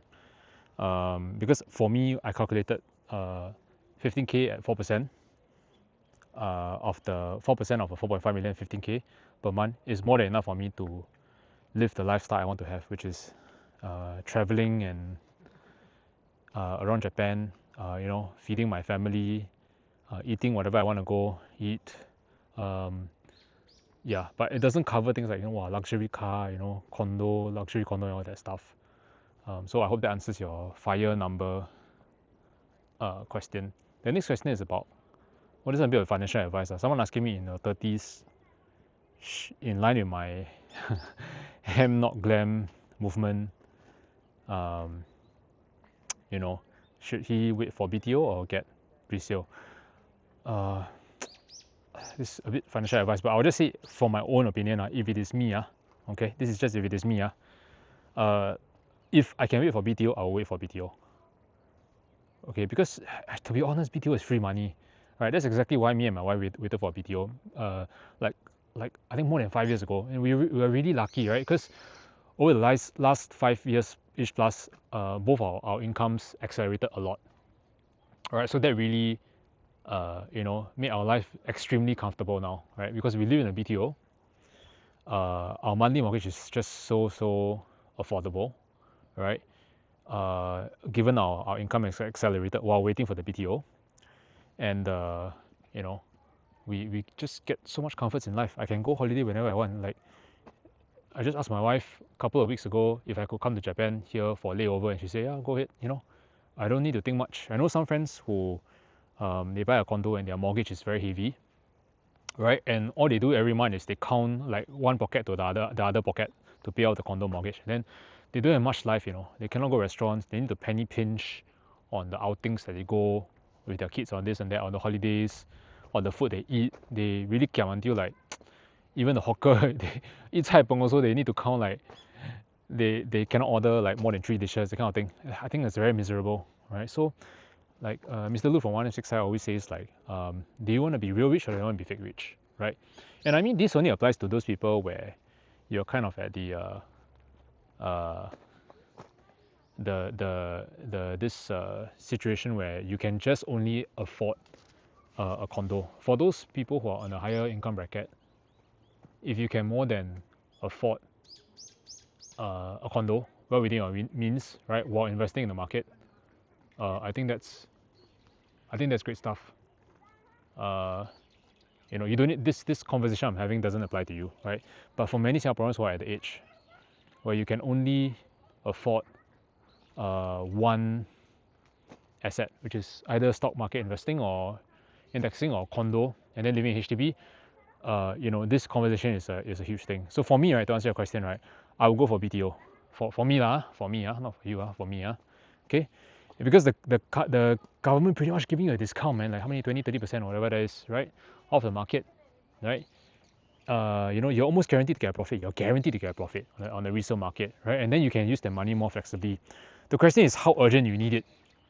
So there are some things that I cannot answer for you, which is based on your personal family commitments, right? Do you have family, like a baby coming, like you need the space, then it's not very convenient for you to carry on living in your parents' place, you know, and you need a house very quickly, then you have no choice, like go resale lah.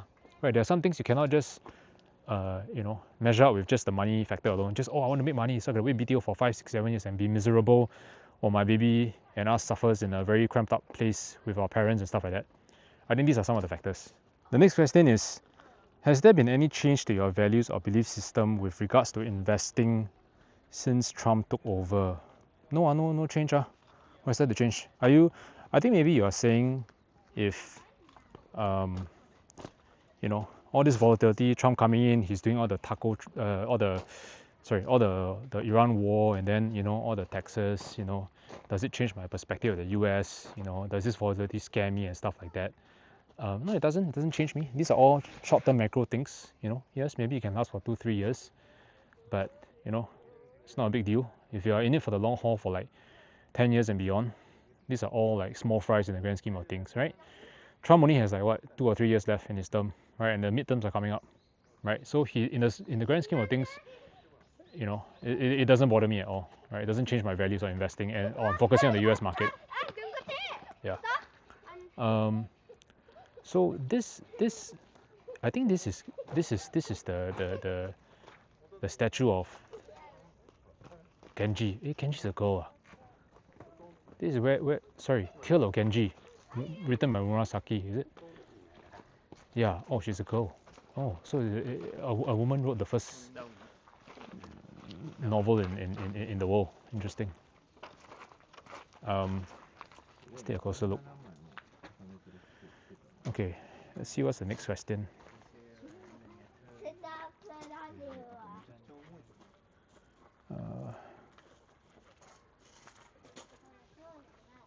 The next question is, do you ever see yourself moving to do this full time? I really love your content, the Singaporeans, and even all the random jokes. Also, please do Spotify. Yeah, I wish, man. I think it only makes sense for me to move if whatever copy money I get from writing investment newsletter and a little bit of YouTube, you know, money is comparable to the income I get from my day job, but it's very far away lah. So I'm really doing this more for passion and for fun, to share with Singaporeans. It's very tempting to want to say, you know, I want to take all these affiliates and all this stuff to speed up that process, but I think for me that's still not very aligned with my philosophy. So I'm thinking very, very long term for the channel. I want the channel to grow on my own organic terms. If I want to make money out of this, I want to grow it organically rather than plastering too many ads, right? So the investment newsletter and just a little bit of copy YouTube advertising money is all I make from this side venture, and I'm putting like quite a bit of time. You know, it's not easy to edit and film all this you know, things like my YouTube content with all the animations. You know, I put a lot of effort to prompt the AI to do some of the animations, to think about the storylines and all that stuff. You know, and I really love all this stuff. So I wish I can do all this for full time, but you know, yeah. I mean, let's just take our time lah. You know, I'm gonna be around for at least 10 years lah. I think this YouTube channel is gonna be around for at least 10 years, right? So no need to rush. But you know, to answer your question, yes, I really like this format of me doing a vlog while talking about finance stuff. I had this wild idea, right, that once my portfolio reaches critical mass and I can sustain myself with dividends, right, which is quite a distant away. Obviously, there will be market crashes along the way, so that might be even longer. So we'll see. We can't control the market.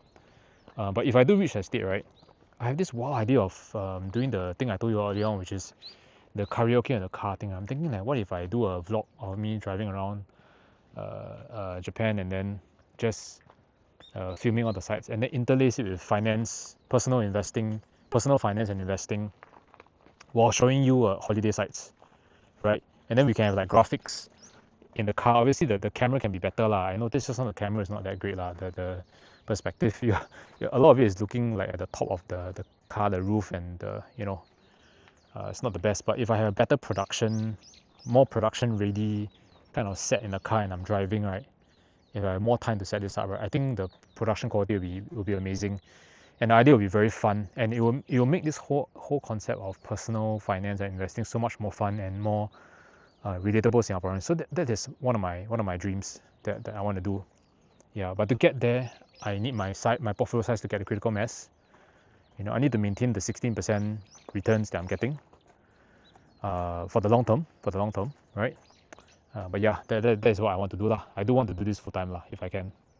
All right. The next question is, can you share how did you build resilience and shift your mindset to overcome your family circumstances? Resilience and how I overcame it. Okay, I think this is quite a sensitive topic, but for the sake of this vlog, I'll talk a little bit about this. For those of you that follow my channel, you know that I made some videos about my past, my family.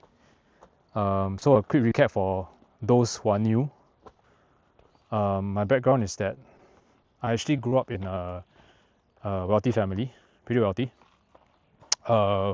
Even now, my extended family still runs this listed company that's public on Singapore. I won't say which one it is lah. Don't dox myself. It's also not that big a company lah, not a big deal lah. But it is publicly listed, and my extended family are pretty wealthy, right? They all live in bungalows and land there, all that stuff. My immediate family, just me and my mom, and my mom and dad are divorced, so I only lived with my mom before. We lost like pretty much almost everything lah, because of gambling. Yeah, that's just the general gist of it lah. I did an episode about this. So I really, before I became this YouTuber thing, right, I used to be this very spoiled, rich brat. Yeah, I really Asiakia. We call it Asiakia in Singapore, right? Which means like a spoiled brat lah. I used to drive like a Z4 BMW convertible. I would drive to Zouk with the top down, go and fetch zabo and all that stuff, go partying. I didn't take my work seriously. All the way. My teens, 20s, and then 30s. It was like that, right? And then it all came crashing down very, very quickly. Right? No money, everything. Sold the car. I used to live in a condo. Right? Condo was worth a lot. I think it's like probably $2 million plus. Yeah, everything's gone. So pretty much no money. I start from square one. And I know some of you are saying, "Oh, you got extended family where you can ask for connections and money." And let's just say that's not possible lah. Yeah. So let's just say that I have no safety net lah. Like most rich people, I was just down to zero. So this was like 8 years ago, a couple of years ago, right? So I really went down to zero. And when I lost the car and I lost the condo and I lost all these things, right? I obviously was very, I didn't know what to do lah. I was just bumming around for like 1 year, 2 years lah, right? But at a certain point, it struck me that this can't go on, because I had no money left, really got no money left. And then my wife, she really just supported me all the way. She was with me all the way since before, when I was rich by virtue of the family wealth, until I had no money. And then we had to live in a very small, dingy apartment. The toilet is then smelly. We rented that very, very small studio kind of thing above a shop house in a very ulu place. Yeah. And then we got a BTO and all that stuff. But to answer your question, how do I develop the mental resilience? It's because, right, I think a lot of it is because of my wife. Yeah. I felt that it's unfair for her. She waited for me so long to get married, to settle down and everything. And then, I just been a sport brat and just depend on my family last time for wealth. And, I told myself, if I don't buck out in my life, I'll let her down lah. Yeah, so she's one of the driving factors lah, for me to really restart my life. Right. So at the beginning it was very difficult. I started taking like random odd jobs in the event industry and all that stuff. I started to learn coding. I started to get into programming. I started to get into tech by myself, really pushing myself. So there are two things. One is I don't want to let my wife down. The second thing is that really got no money lah. When you really got no money, you see your bank account going to zero, you will wake up one lah. Okay, let's just put it that way lah. You will wake up one. Yeah, you will develop incredible resilience lah.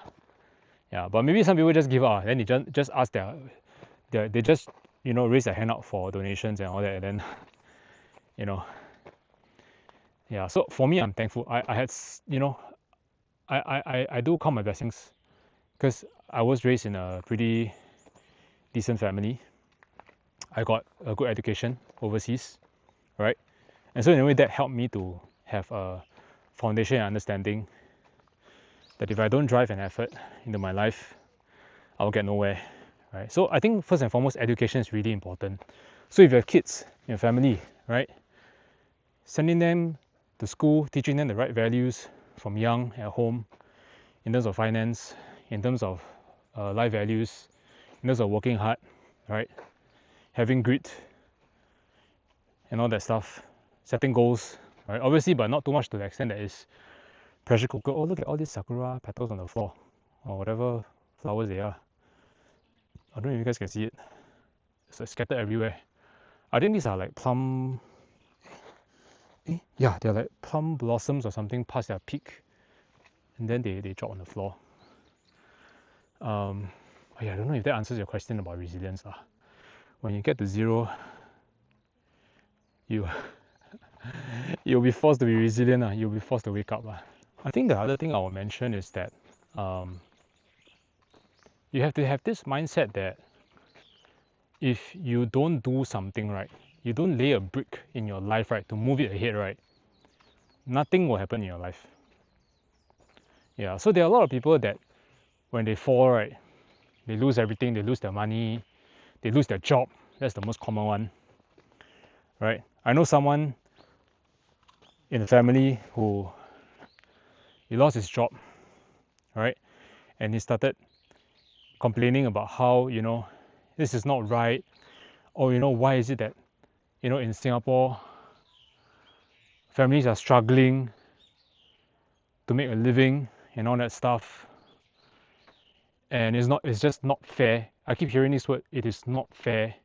I lost my job and the government is not doing this, or the prices in Singapore are expensive. It is not fair. I just have something to tell you for these people who say this kind of words. Just get out of your entitled mindset, man. Okay? The world does not owe you a living. I learned that the hard way after I lost everything. There are no handouts in life. There are really no handouts in life. So if you're a Singaporean, you're down in your luck, you lose your job, right? Or you something happens to you, right? My point to you is you have to do something about it. Move your ass. Go and find a job. Or if you really cannot, go and take out a cheap online course and enable yourself. Don't do this thing where you go and pay a ton of money to take out masters just so you can feel better because you achieve something on paper. I disagree with this one. I got into some debate with some of my cousins. They got into master's degree. Because my perspective is, I think the people who do this, right, they're just delaying the inevitable. They're just delaying the inevitable where they're just going back to academics, trying to take a master's to make them feel better. When actually they should really put in effort to find a job or to upskill themselves in more economically affordable ways, especially given the situation.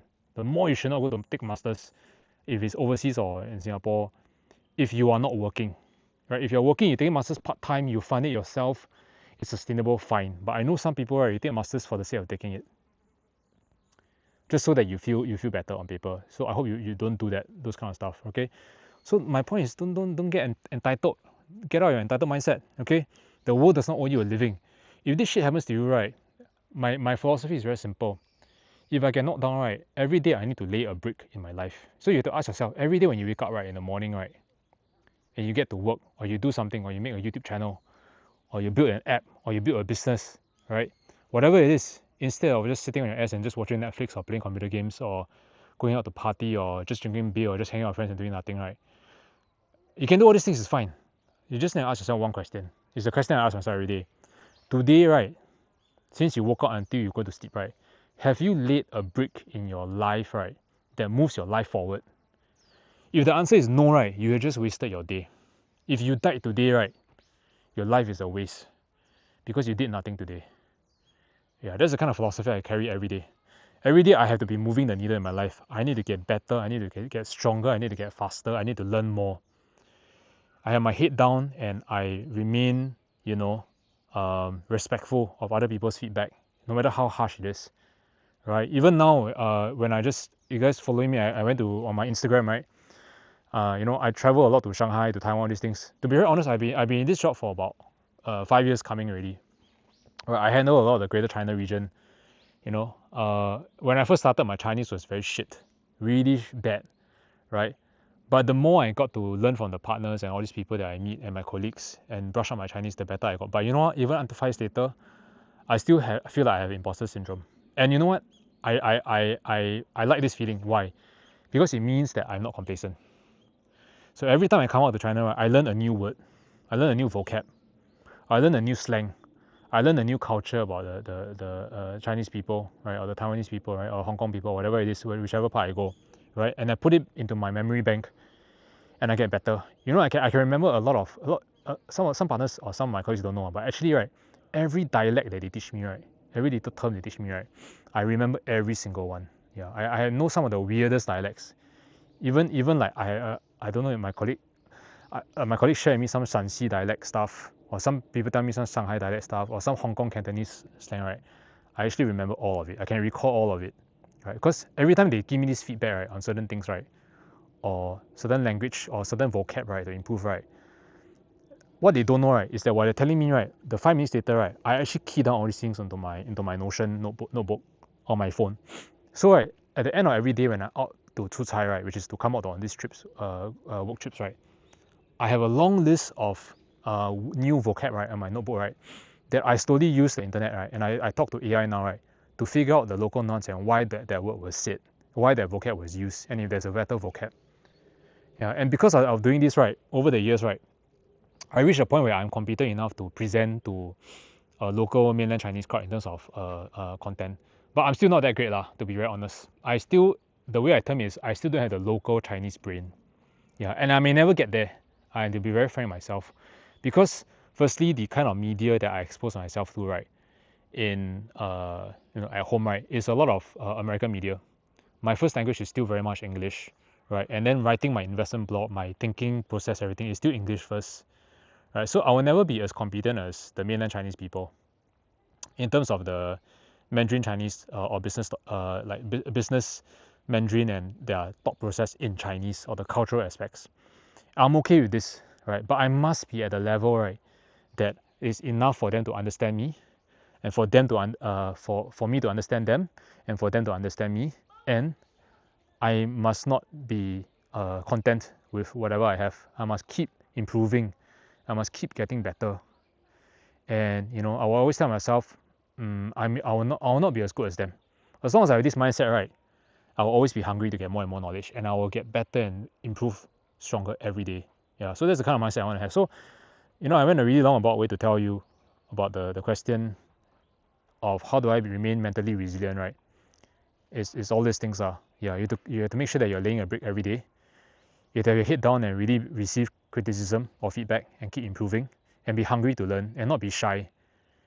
Yeah, and then like the world doesn't owe you a living, right? The world does not owe you a living. Yeah, so stop being entitled and asking for handouts. Stop complaining that the Singapore government doesn't do this shit and that. Yeah, you want to complain about that, right? You go and stay in Australia or some other country like maybe the US or Europe, okay? You look at the amount of taxes you need to pay. You look at the public transport in some of these countries like the US, right? It's absolute shit compared to our MRT, okay? I think probably the only good transport system that's comparable could be maybe in Japan or maybe in Korea, where it's really top notch. And then maybe like MRT is lousier than that in terms of punctuality and all that stuff, and then it breakdowns, right? Yeah, sure, but like compared to the rest 90+% of the world, right? We have it going for us, man. Our transport system is fucking good, man.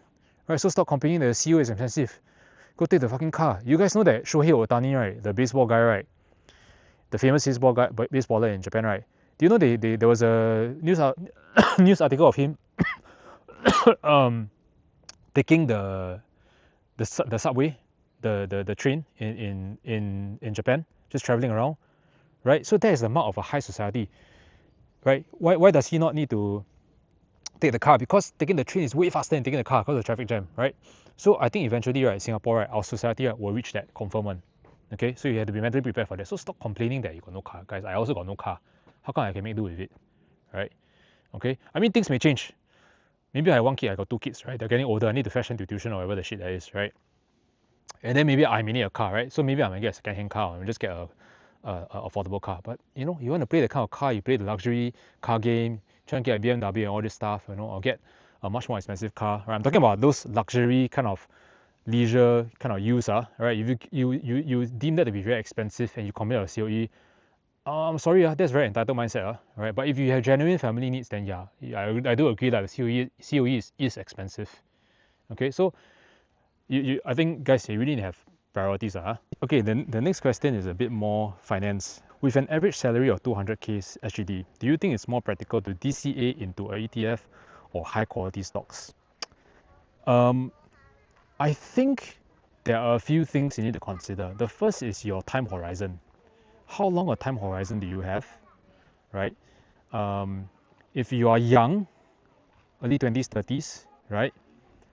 Then both options are okay, right? ETF or high quality stocks, right? Because in effect, when you buy an ETF or high quality stocks, right, instead of putting money in bonds or low capital gains dividend stocks, right, you are playing the growth investing game. You have to be very frank, right? Even if you invest in S&P, what people don't realize is that, right, you think what, you just index and just close the screen, right? You are doing growth investing, you are investing in the 500 best companies in the US, right, for the long term on capital gains basis. S&P doesn't pay much dividend, very minimal. So when you're investing in US, right, or all these indexes, right, indices, right, you are playing the growth investing game, right? So if you're playing growth investing game, right, the first thing is you need to have a long enough time horizon, right, at least 10 years and beyond. Okay, so to your question about DCA into high quality or index stock, right, the next two parameters I will consider is firstly, like your circle of competence, right? Do you have competence in a certain industry where you can have an edge, right? So if you are, for example, you're in the medical industry, right, you deal with pharmaceuticals, then maybe you have an edge in studying and understanding medical companies, right? Then so when you invest in them at the right valuation, you know that these are great high quality long-term compounders. That's one, the circle of competence. Okay. If you don't have that, then you have no choice. You just got to index, right? Because then you spread your bets into 500 companies, right? S&P, or you can invest in a global index, not necessarily S&P 500, right? So that's one thing, circle of competence. The second thing is your stomach for volatility. Yeah. So like, how are you behaving in the current Iran war? How will you be behaving during Liberation Day at the very trough in April 2025 last year, right? How were you behaving in 2022 when the Fed crashed the market, right? The bear market, right? If your mentality was to be scared and then sell at the bottom, or to start asking questions about your initial thesis and not remain convicted and all that stuff, then I think you are not very suitable for individual stock picking or investing. Because the volatility on an individual stock portfolio is far greater than buying the index, right? The index only moves like maybe 1, 2, 3%, 4% on average, right? But a stock can move 10, 20% plus in a single day. On a bad earnings, it can go down 10, 20%, right? Sometimes even 30, 40%, depending how crazy it is, right? So the volatility is insane. So you must be able to sleep through all these things and remain committed for the long term for your thesis to play out, right? So I think that's the second, important thing for whether you pick individual stocks or what do you call that? The index, right? For growth investing, okay? Of course, if you invest in local companies, dividends like DBS, UOB, all these things, the very stable ones, not for capital gains, the volatility is lesser. You're getting all this like fixed yield, right? And these are companies that are really, really, really very stable, right? Then there's a case to be made that you can just invest in a few of these, right? High quality, local, dividend paying stocks, and then you play the dividend game lah. Which is not that bad lah. Which is not that bad, yeah. So there are many games to play. Yeah. So just to carry on, of course, like if you are looking for higher returns with more volatility, then yeah lah, the high quality individual stock picking will give you more over the long term lah. But it's whether you can stomach it lah. I think the next question is also quite related. How would you advise a Singaporean in his mid-30s to start investing? Some context. us earning average 4 to 5k gross salary a month. Okay, I can only say if you were me. Again, I cannot say for this. You're asking me all these very financial advice things. Very dangerous. Later MAS come and chop me. 4 to 5k gross salary a month. If it were me, yeah, I think it's the same thing. Whether you want to do individual or index, and whether you have the stomach and the circle of competence, right? I think the first thing you can work backwards on is what is your fire number, and how long can you have to get there, right? If your fire number is like some huge ass amount, right, and you have limited time, then the S&P or whatever may not give you the returns. But me saying this is so dangerous. I'm scared I say this, then people start going into all these very crazy growth companies that they don't understand. Right? So for me, right, if you want to ask me, I have a very kind of no answer. You have to focus on your career. If you're making 4 to 5k, right, the first thing you want to do is really to focus on how to raise your income. Yeah, that will really move the lever in your net worth, in your life, far more than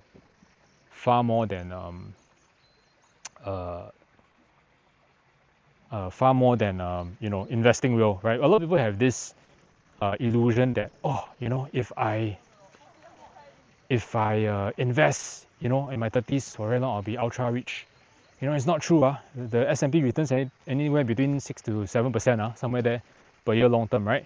So if whatever portfolio you have, even after you consider DCA, you can go and use the calculator apps online, right? Even after you use the calculator app to calculate your DCA amount per month, at 6-7% on the S&P, right? I'll give it 8 to 10%, right? You may find that the amount you try to get, right, after X number of years, right, may not even hit your fire number, right?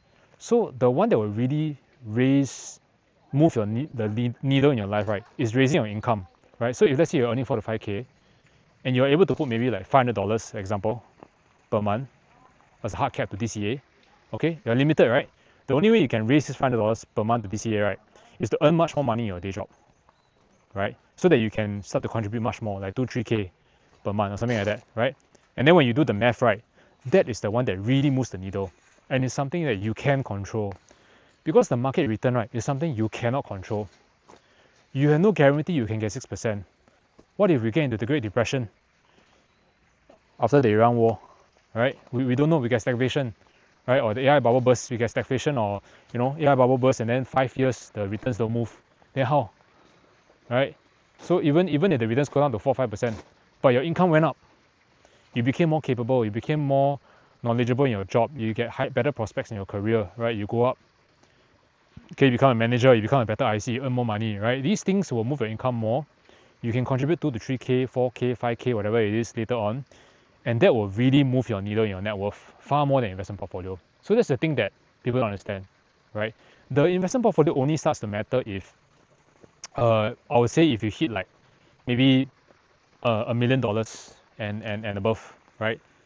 Because $1 million, let's say you make 6%, right, on average per year, right? That's about 60k, right? If I did the math correctly, 60k per year, right, in average returns, right? Which you divide by 12, that's 5k, which is the amount you're earning now, right? But if your portfolio is not $1 million, right, it's very, very small, then the returns on the portfolio don't move the needle in your life, right? Because they're not even up to the 60k mark, so it's not even up to the 5k per month mark, right? So you have to really look at the math for these things and realize what moves the needle in my life. Is it my income, or is it my investing portfolio, right? So at a certain point, right, when my portfolio reaches critical mass, right, over $1 million, $2 million, $3 million, whatever it is, assuming I do reach there, right? I'm just being optimistic, okay? Let's say I reach there, right? Then yeah, maybe the portfolio starts to take over, have more precedence over my day job. And then maybe there might even be a case for me to say, hey, let me take a bit of a step back on my day job and focus a bit more on my investment portfolio. But until then, my focus will still be on my day job to get the income. So I hope that answers your question. I think for your case, you must focus on investing in yourself first, raise your income, right? And then I would say don't spend too much time, just DCA index or something. keep it minimal, and focus on raising your income. Then later when you have much more disposable income, then you can play the individual stock picking game a little bit on top of whatever index you want to play, and a bit of time and all that stuff. And then when your portfolio can get more sizable because you are contributing more to it. Okay. Okay, the next question is, what advice do you have for fresh grads like myself in terms of lifestyle, investment planning, etc.? Lifestyle, wow, if I could turn back the wheels of time and go back to when I was in my 20s and when I was that sport brat, right? If I had the same level of ambition, grit, and hard work, and the way that I look at my life now, right, wow, maybe I might become Singapore's top 40 under, what was that, Forbes 40 under 40 or whatever it is. I think I can get there, because I'm one of my friends is such an inspiration to me. I can't say too much about who he is, but he's quite well known in the finance industry around my age group. And I met him for a meal recently, and he told me when he started from secondary school, he came from a neighborhood school and everything, and then he really torpedoed his entire life from the academics all the way. He went to a top US university, then he went to ByteDance and all this stuff, and then like some of the top firms in Silicon Valley, and really made so much money and all that stuff, Well, then now the guy stays in like Orchard, and I met him for a meal at the American Club near his place. But he told me this thing, okay? He told me that, if I realized from a young age, right, if I put my mind to it, right, and really just go in and put my mind to it, I know I can achieve it. Yeah, and it's just so amazing when he told me this, right? And so my advice to you as a fresh grad is, right, in terms of your lifestyle investment planning, is the first thing is I want you to know is that I need you to first have a determination in your life that you want to achieve something in your life, okay? And then your lifestyle will flow naturally. If you don't have this mindset, right, where you want to make something out of yourself and you want to put in the hours and effort to do it, right, whatever lifestyle you want to do, it doesn't really matter. You must first have this mindset, okay? So if you're lazing around, you're feeling entitled, you're waiting for handouts, complaining about the government, complaining how your parents don't leave you money or support you in doing whatever the shit you want to do, right? You have this mindset, right? Whatever lifestyle doesn't matter one. You have to start from your mindset first, okay? And that is what changed me 8 years ago, and for me to have until today, right? So in terms of lifestyle, what kind of lifestyle we have? I think very simple. If I were a fresh grad back in those days again, right, the first thing is I'll keep my expenses minimal, right? I'll keep my expenses minimal, right? I will go for BTO if I can, 100%. That's the first thing, because time is on my side. I can wait. I can still live with my parents, right? If I'm a fresh grad, right? And keep my expenses really low. Start saving money and start thinking about investing small amounts. If it were me, I will first invest in an index just to wet my feet a bit, just to understand the emotional ups and downs of investing and holding through crises like Liberation Day, the 2022 Fed rate hikes, and the recent Iran war, all this volatility. Then when I'm comfortable with that, then maybe I start to branch into stock investing. After I'm comfortable with the volatility, then I start to do circle of competence research and all this stuff, right? To really get to do individual stock investing. So just get your feet wet. You're young. Don't worry about picking the wrong or like investing wrongly or whatever. I mean, if you do index, it's okay lah, right? There's no wrong or right? It's just playing the long game, right? Don't worry about making mistakes. Is what I tell you, right? So, and don't worry about if you got your first job after you're a fresh grad. That's all you gotta do for life. I went through like how many like job changes before I ended up with where I am today. And I still managed to be relatively quite successful, right? Totally different, like a total change in direction from what I studied, right? I'm not an actuary. I'm not in the insurance consultancy business. I'm not calculating premiums, right? I'm working in AI in a tech company, right? So just that. By your lifestyle, keep your expenses low, get a BTO if you can, and just start investing small amounts, right? Even if it's $50, $100 per month, whatever it is, right? This into index and start to get your feet wet, right? And then I have one very simple rule for you, which I apply to myself. Hopefully it may work for you, okay? Whatever money, right, that goes into your broker account, right? Let's say you invest it into, S&P or whatever index or stocks or whatever it is, right? I have one golden rule. The money once going into the broker, right, cannot come out. It cannot come out. I cannot withdraw it. No matter what. I die also won't withdraw it. If I got no money outside my bank account, right? If I lose my job, whatever it is, right? There's no such thing as got no job one. Okay, worst case scenario, even if the tech has some massive cut and I got cut, I got laid off. I mean, worst case scenario, I can still drive Grab. I can go and wash the plates, right? I'll go and do some office job. Sure got job one. It's just whether or not the job is perfect for your expectations. That's why, people complain got no job, this and that. I think it's rubbish. There are fuck ton of jobs out there. It's whether you want to put the effort or whether you are humble enough to, not feel xiasui that you say, oh, this job is not that great, so I don't want to take it, so that I don't look so paiseh in front of my family and friends, right? If you have that kind of mentality, then you'll forever be stuck one. Like one of that dude that I talked to you about, he just jobless for like was it 5, 6, 7 years, because he got laid off as a manager of an MNC, and then he couldn't handle this ego hit that he once had this dream job, right, in his 40s, and then everything was gone, and then he went into this spiral of complaining about how the government, it's so difficult life in Singapore and this and that, government should this and that. The complaint mindset lah. Oh look, there's a bunch of Japanese aunties here coming. So you cannot have the kind of mindset lah. Yeah, so I hope that answers your question. Okay. The next question is, what's a soft skill you think will be important with the advent of AI displacing low-level tasks or jobs? The first thing you must have, right, is domain knowledge. Okay. What do I mean by that? If let's say you work in the e-commerce industry, or you work in the advertising industry, or you work in the shipping industry, right? Or you work in biotechnology, whatever it is, okay? That's very good. Okay, you must have a certain domain knowledge. If you are generalist, if you just do like general manager thing and you don't have like special niche specific domain industry knowledge, I think you're quite fucked. Because right, AI will displace a lot of this very generalist kind of stuff.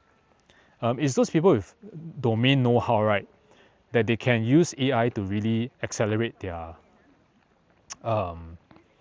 impact at work. Yeah. So if you know something very niche about advertising or e-commerce, or the way that these merchants have to build their e-commerce sites, or the way that companies need to do advertising, with Facebook, Instagram, all this stuff, right? Very specific domain knowledge, right? And then you can use AI to accelerate it, right?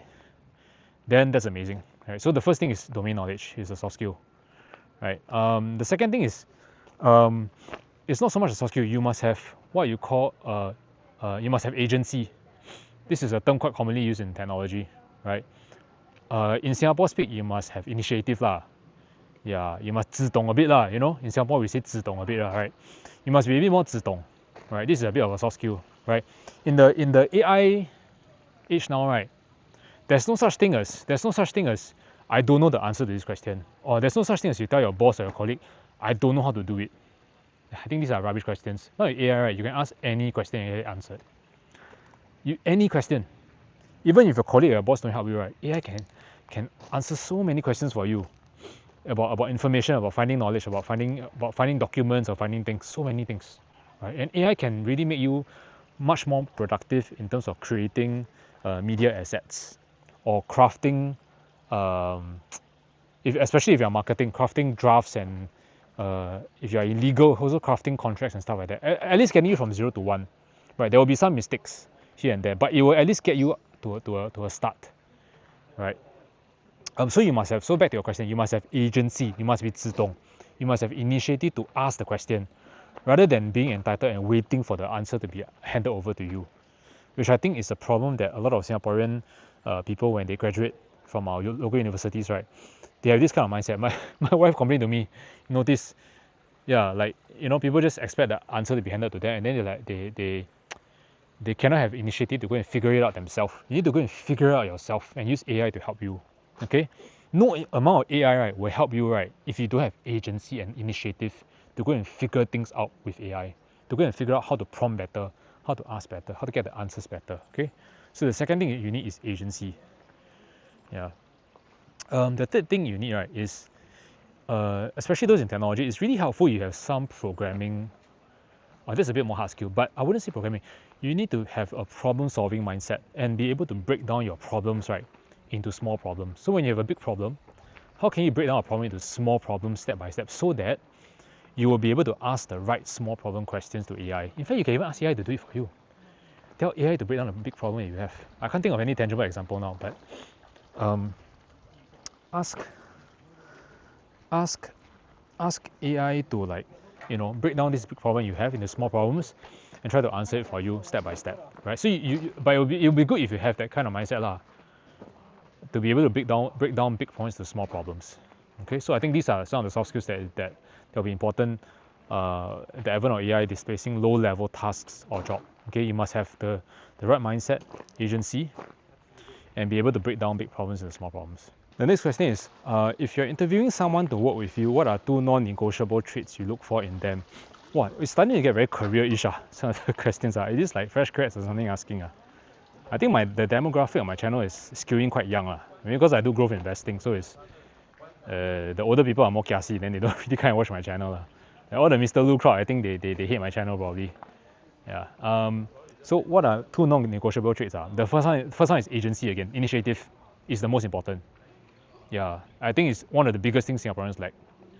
We're waiting to be spoon-fed. I think it's from our education system of all the 10-year series and all this stuff. I don't know if all this 10-year series thing still exists. But the whole idea is that you expect the teachers or the notes that you're given or the textbooks you're given to give you the textbook answer, right, to be given to you rather than go and find the answer yourself on the internet or go and think about the answer or stuff like that, right? A bit more like, sometimes I do prefer the American education system, where it's more all-rounded and it forces you to take initiative and have agency, right? And not to be bogged down by, if you meet a stumbling block and you cannot figure out the answer, then what are you going to do next, right? A lot of Singaporeans they're just stuck there. They don't know what to do next, right? So the first thing is agency, non-negotiable. The second thing I would say is to have a growth mindset. I mean, it's so cliche, but it's really so important, right? Growth mindset means that you're able to take feedback. Right? A lot of Singaporeans, I think, quite strawberry. They cannot take criticism. Yeah, they cannot take criticism. They just, once they get it, they focus on trying to win the argument than actually trying to learn. That's what I realized. Yeah, for me, right, I'm not afraid to be paiseh one. Yeah, a lot of times, right, I will ask the question if I really don't know the answer. And I look damn stupid sometimes, even though my professional partners, or sometimes even my colleagues, right? Actually, I don't know what the hell they are telling me, right? I don't kind of pretend. I don't pretend one. I actually just ask them, and then when they give me criticism or feedback, I actually accept it, and then I clarify with them what they mean by the feedback, right? So the second non-negotiable trait, right, is to have a growth mindset, to be able to accept criticism, and to be constantly compounding your learning. Yeah, if you have these 2 things, right, agency and willingness to learn, right, and take feedback, right, I think you'll be invincible. Maybe if I have one more trait, right, is to have ambition. Yeah, so if you have agency, which is initiative, right, you're going to figure things out. You are a self-starter, right, you're a go-getter, right, and then the second thing is you have a growth mindset, you're able to learn. The third thing that I feel that is like one more that completes the puzzle, right, the trifecta, right, is you must have ambition. You must have certain goals in your life, right, that can really move the lever and create a lot of impact, right? So like, your ambition could be anything. You must have the ambition to want to build something great or impactful, right? It doesn't have to be world-changing, right? It could be even down to the level of changing your neighborhood or changing your job scope, your career impact within your company, within your department, right? Or if you want to think big, changing Singapore, right? Things like that, right? So for me, my ambition is a couple of things. Right? I want to change the mindset of Singaporeans who are so big into this whole condo flipping game where they give up a lot of their life, they shackle it all up to monthly condo mortgage, but they lose all this freedom to go on holiday, like what I'm doing now, right? To actually live a life and to actually compound their money through other means. Because I really genuinely think that the real investing market in Singapore now is very, very different from 30 years ago when our parents and our forefathers started, when the money was really damn good last time, but not anymore, right? Right now is the market can give you comparable returns and more often than not better returns long term But it's just whether or not you can stomach the volatility lah. And then Singaporeans have this mindset whereby, oh, you know, it's a physical asset, I can touch it, it's a property, it will never go away, right? So I already, you know, I made a couple of videos about this already. Like how, there's not a guarantee, okay? Like you can buy certain condos, right? You can break even or lose money even after 10 years of waiting. 10 years, that's a long enough time horizon to determine whether or not the asset you have was worth it in the first place, right? So I think for me, my ambition is firstly to change the Singapore mindset that, you know, the go ham not glam movement. You can go and look at my past videos, okay? To really keep your expenses and your mortgage low, live in a HDB, right? Nothing to be xiaxue about, right? If you want to get a car, really think about it twice, because now the COE is quite expensive. Just take public transport, it's so cheap, right? And in the worst case, you just take Grab, right? I do it all the time, my baby. It's way cheaper than owning a car, right? There's some calculation I did was like, I have to be, was it taking Grab every day or something like that before it makes it worthwhile for me to get a car, right? Yeah, so ambition. So for me, first thing is changing the mindset. The second thing is, for the longest time, I wanted to build a app surrounding like food. I have some ideas related to like tabelog and all this stuff. You know, that is my way of trying to change the world. I don't know if that's possible, but that's something I definitely want to work on. And then, you know, my ambition is also for this channel to really flourish, really grow. I don't know if I can hit a 50k or even 100k lah. If I can get there, that will be amazing lah, right? So yeah, you must have ambition. So I need to summarize. I went a tangent again. The 3 non-negotiable traits are: firstly, you must have agency or initiative. Secondly, you must have a growth mindset. And thirdly, you must have ambition in your life. If I'm interviewing someone, right, these are the 3 traits I'm looking for. The next question is SAPSE a good investment choice? Defensive with Steamboat today. Personally, for myself, I don't like SAP. I see it as very old legacy enterprise software with a lot of spaghetti code. Even in my work, sometimes we do meet up with some clients that use SAP, and it's not my cup of tea. It's the same reasons why I dislike CRM. I think over time, all these dinosaur stock companies, they have a place, but I think their growth rates will not be that. Oh, sorry, a lot of people talking. I think their growth rates will not be that amazing. But to be very fair, wow, a bit noisy, Sorry. To be very fair, I haven't looked at the SAP growth rates, so I could be completely wrong. Maybe they're growing double digits in the mid-teens or even in the 20s, I don't know. But my bet is that it's quite still growing, right? I'll say at least below 12%, right? Yeah, so it's not for me lah. It's not for me. Yeah, I think this kind of dinosaur legacy is not for me. This kind of dinosaur legacy spaghetti code software companies. Next question is, what is your advice to fresh grads entering the tech field? Wow. You guys are coming in a bad time, man, right? I think that with the whole AI narrative now, right, a lot of companies are trying to reduce hiring or freezing hiring or trying to do more with less. My company also exactly the same. You know, because their take is that, you know, with cloud code, with AI, the current people are more productive and it replaces interns or entry-level grads, right? That's their take, right? So it's very, very tough, right? When I was joining tech, about 8 years ago, it was a totally different scene. At the time, right, computer science and all this stuff, right, was seen as a shit job, right? Like not many prospects and not many people. I think it was starting to come out a little bit, right? But when I look at these days, the computer science grads are just packed to the brim and it's just so competitive. Right, so the first thing is there's too many supply. There are too many people think they want to be the next Zuckerberg or the next, you know, software maestro, right? So they couldn't take computer science. So many of these people coming out, right? So that's the first thing. Supply is more in demand now. It's terrible. First question entering tech field. Okay. The second thing is you are entering an age now where a lot of tech companies like Meta, Amazon, they are investing tremendous amounts of capex into GPU chips and data center infrastructure, right? And what they're doing is they are laying off people or freezing hiring. Why? Because they are trading OPEX, operational expense, for capex, right? So they are basically in a way trading people for machines. That's actually what they're doing, just so that they can fund their GPU purchases. Okay, so you're entering into this market where that's the mentality now, right? So it's very, very difficult. I'm very sorry to tell you, but it's very, very difficult. You have to be mentally prepared that you will not be able to get a FANG job because of these forces at work. Number one is oversupply. Okay, number one is oversupply, and then number two is the fact that the companies themselves are all cutting, right? Your only solution that possibility I have for you is, if you don't get a FANG job, is you can go to a startup, right? Find a niche in tech, right? There are many niches. There are niches like cybersecurity, right? Niches like I don't know what else is there, right? Or maybe certain industry-specific domains, like maybe you go into shipping and then you do software there, right? Or you do some kind of tech things there, like some industry niche-specific domains, okay? And then you start small, right, from a role, and then you start compounding your career in that aspect, right? The key is, right, in tech today, right, you must have a niche, right? So my niche, I just share you, my niche is very, very defined. My niche is I work in, I can't even tell you the guys in the industry. Later I dox myself in terms of what company I work at. I'll just say that my niche involves working with Greater China region partners. So I need to be able to communicate with these people in Mandarin, in technical Mandarin. So talk about all the technical stuff or whatever, integrations, you know. I need to speak in Chinese technical language. So I have a certain niche there, right?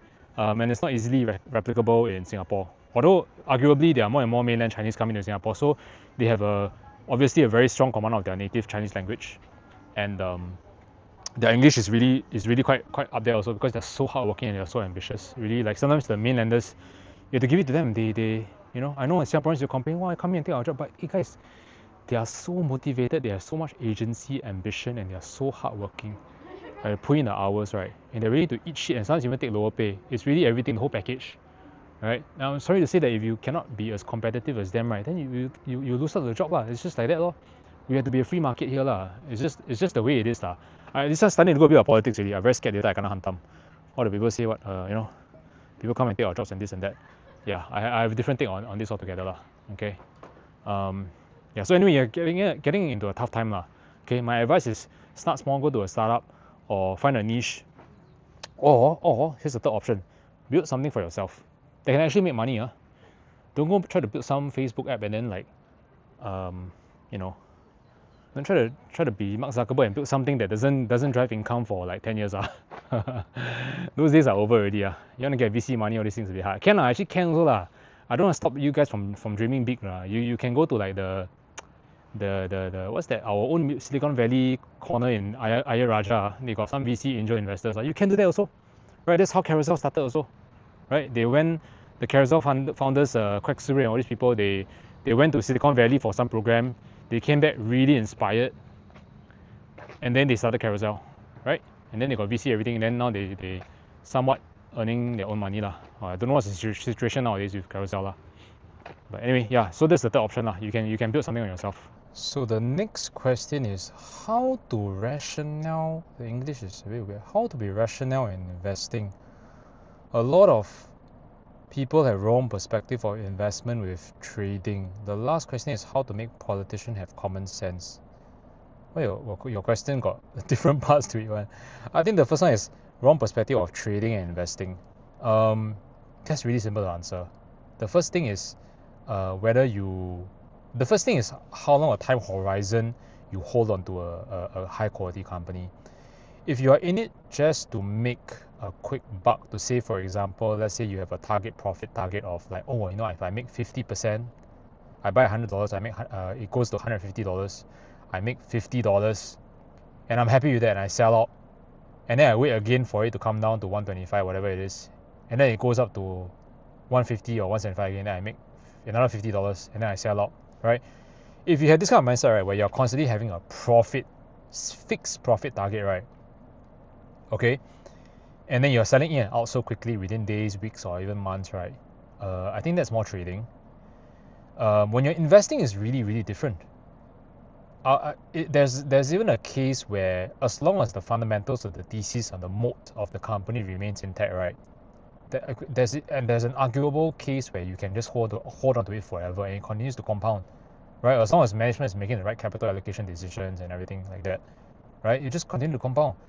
But the problem is, a lot of people cannot get over the fact about the volatility. So for example, like Exxon stock, a company that I hold, right? When I first bought it, it was at 290, 280, right? It tripled to 900. and then it crashed all the way down to 400. So it tripled, and then it halved by 50%.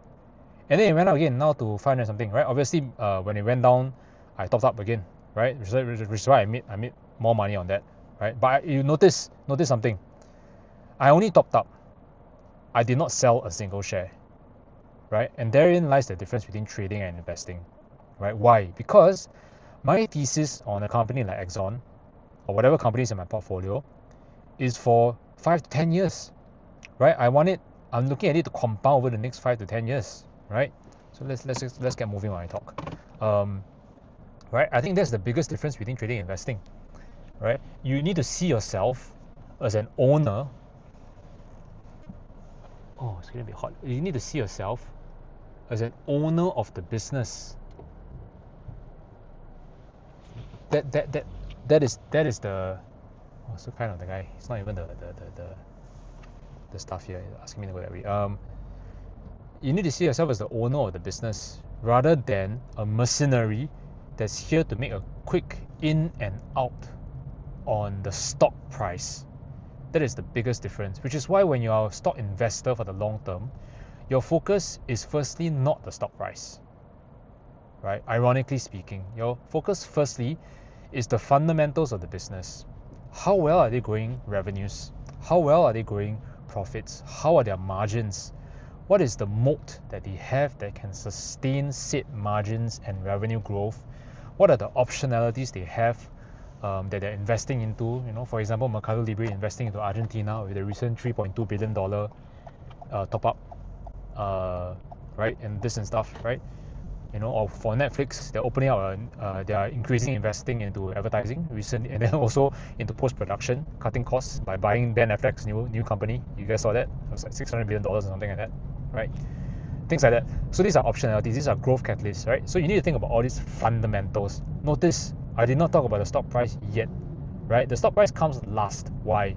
It is still important also to some extent because of valuation, right? Because for example, remember, you can buy a good company like Microsoft, but if you had bought it at the peak of the dot-com bubble in 2000, right, it would have taken you 15 years to break even. So valuation is also important, right? But it's not the end-all and be-all, right? So I think this is the biggest difference between trading and investing. Whether you see yourself as an owner of a business and you focus on the business profits and revenues and the fundamentals and the moat and how the business model actually works, what are they selling, right? Versus you just looking at the profit target, and then how long you can hold through the position through ups and downs of unrealized losses, right? If you had 10k, which stock sectors will you concentrate your resources on?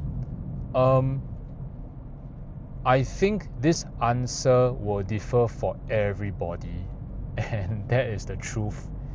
My circle of competence is mainly in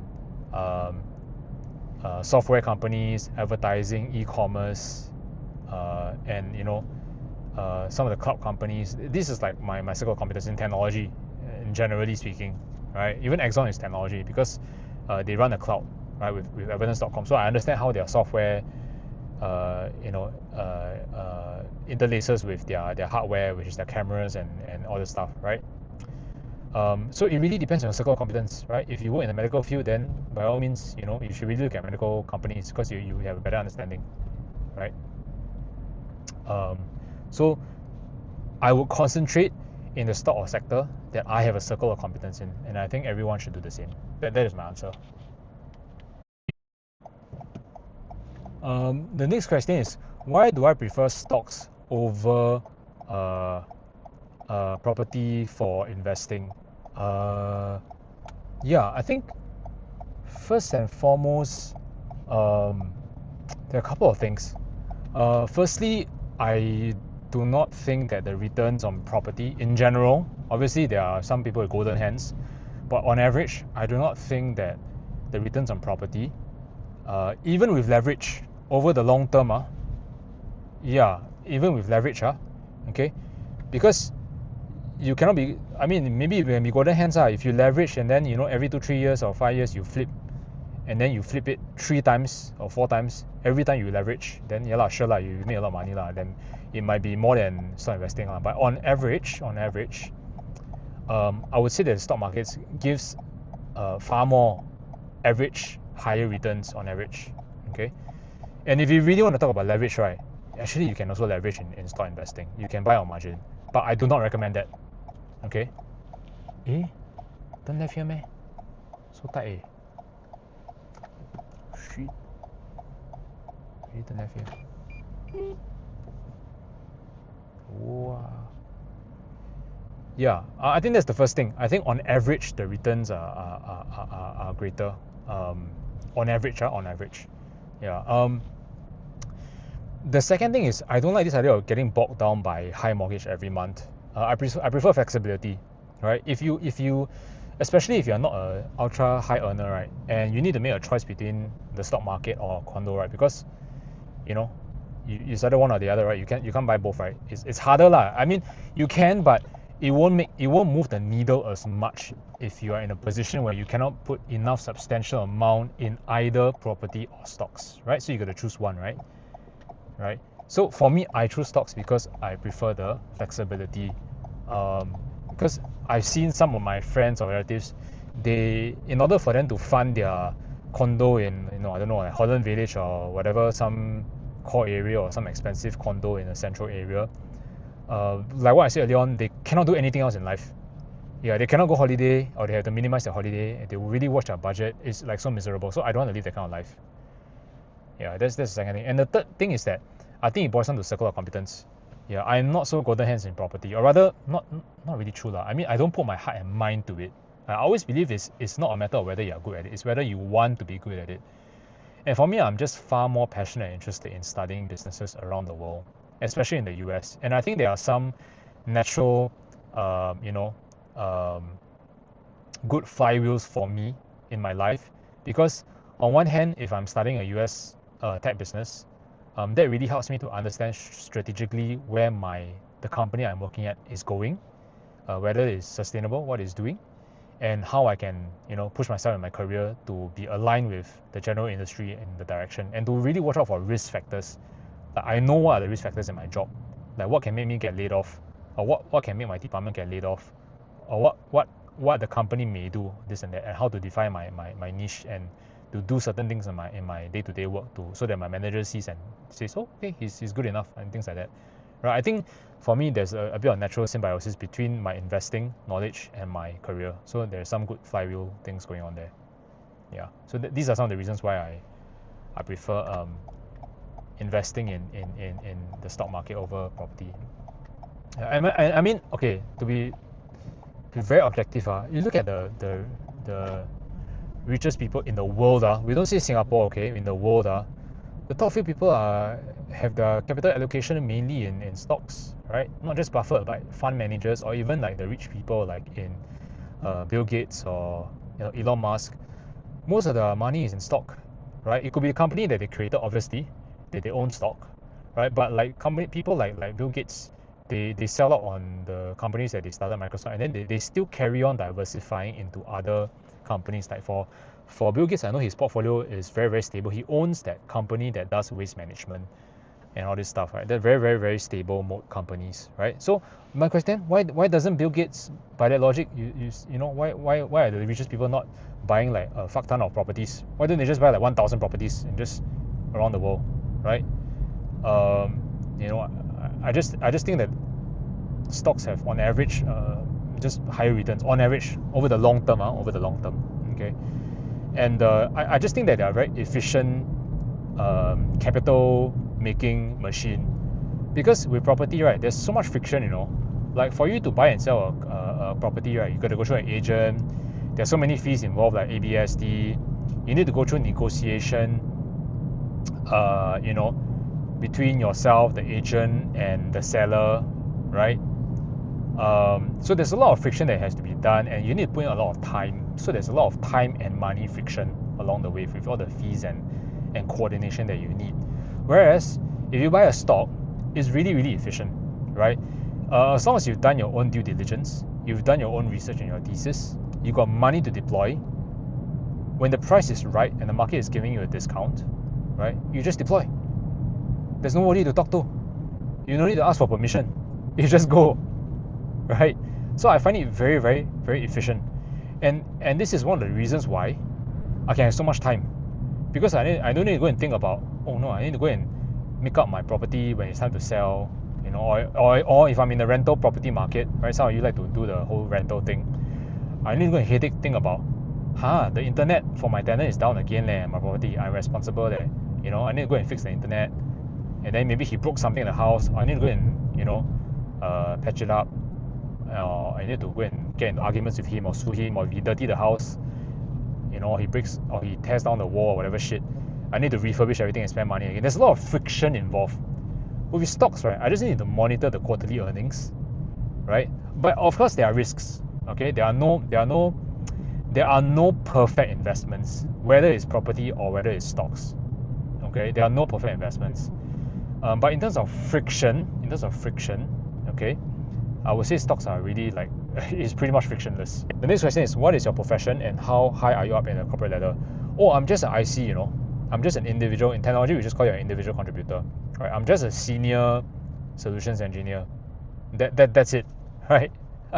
I'm not a high flyer like corporate director or some, you know, division or this and that, you know. I'm just kakia, you know. But in technology lah, so it pays pretty decent lah, right? Even though it's an IC lah, right? And then I have a niche skill lah, so it's not that bad. But yeah, that's just me. What is your favorite Malaysian food? My favorite Malaysian restaurant is Village Park. Ever since because my wife is Malaysian, she's from KL. Ever since my wife and her family, right, brought me to Village Park Nasi Lemak, right, like a couple of years ago, right, I have never eaten Nasi Lemak in Singapore ever again. It's just so fucking good. Like, it's amazing.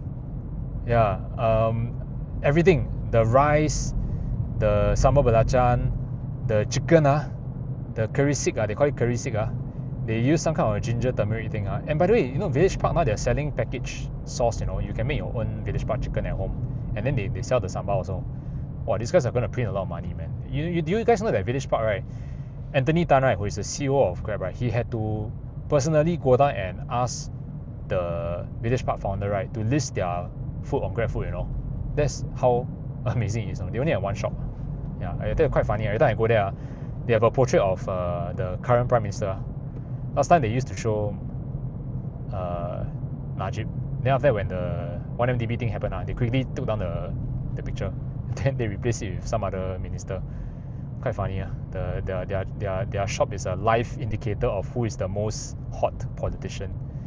But anyway, that's my favorite food lah. Okay. There are some copycats in Singapore that are almost like that lah. I think there's one Dixon Nasi Lemak that is quite close to the Village Park, but still not quite there. But it's quite a good you know, imitation lah. Question: will the dollar wipe out the profit? When do you think if that will happen? Will world index be the way to go instead of stock choosing China? Wow, this sentence is a bit weird. Are you saying something about the world order, the world index will change, become more China-centric, the US dollar is dying and all that stuff? I don't really buy into this. I maybe you might call me US biased. Okay? I have traveled, I worked around enough in the world, in different companies, and studied enough around the world to understand that if we talk about the free markets, capital markets, and we talk about the US dollar, I think it's very, very unlikely that the US dollar gets toppled as the world's reserve currency. Very, very unlikely. Very unlikely in our lifetime. That is my take. Okay. It doesn't mean that the US dollar will not depreciate against our local Singapore dollar. It will. It probably will continue to do so. It has, right? That is not a concern for me. This is like, if I were to list out the most commonly asked comments or questions on all my YouTube videos, right, is that, am I not afraid that with almost all my portfolio in US dollars, that the depreciation in the US currency will work against me and eat into my returns? My answer to this question is, right, it doesn't matter. Why? Because yes, it's eating into my returns, but you are missing the forest for the trees. The depreciation of the US dollar, right, compared to the long-term prospective gains I am working on for, right, from the growth rates I'm getting, right, is much smaller than the growth I'm getting from my capital returns, right? So it's almost like an ant biting me, but I'm still moving forward my portfolio. But the ant's biting me, trying to stop me, but it's still an ant. It hurts, but it doesn't kill me. It doesn't kill my portfolio, right? So you see, even in spite of all this depreciation, if I look at my returns over the last 5 years, I still do better than investing in local currency company, or maybe another currency denominated that is not US dollar, right? Then I don't get this depreciation risk, right? I still do better. But my gains outweigh the end biting me, the currency depreciation. So you need to be able to see the forest for the trees, right? Which is very difficult to do so, because you need to be not kiam about the small things. I think one problem I have with one problem that I observe with a lot of the Singaporean mindset is that, and I'm Singaporean also, mind you. I don't say this in a way that I say, hey, no, you Singaporeans. No, I'm Singaporean, and I was also guilty of this before. The mindset is that you're very kiam all the small little things that don't move the needle as much as the big picture. So there's one thing I want to sort of try to impart in today's session is you really need to try to take a big step back and look at the forest for the trees, right? Sometimes you need to sacrifice the small things and not be penny wise and pound foolish to make the big money. Yeah, you need to have that kind of mindset, right? So little things like even kiaming the $2-3 kind of thing, or kiaming the 5-10 minute kind of thing, but you miss the big picture of the 24-hour or the 1 year or 10-year kind of big picture things. We need to get out of that mindset. Yeah, and so this USD currency thing, right, really sits very well with this ingrained mindset of kiaming on the small little things. Because as Chinese, especially Asians, we tend to be very kiam all the small things. Because we have this saying in Chinese, right, 积小成多, right, which is like you accumulate all the small things, it may become a big thing. But for me, right, I have a very different mentality. My mentality is a growth mentality, right, which means I continuously focus on the levers that will outgrow all the small things that continue to bite me. That is the way that I view my life and my investment and my career. Yeah, so I hope you guys can see where I'm coming from.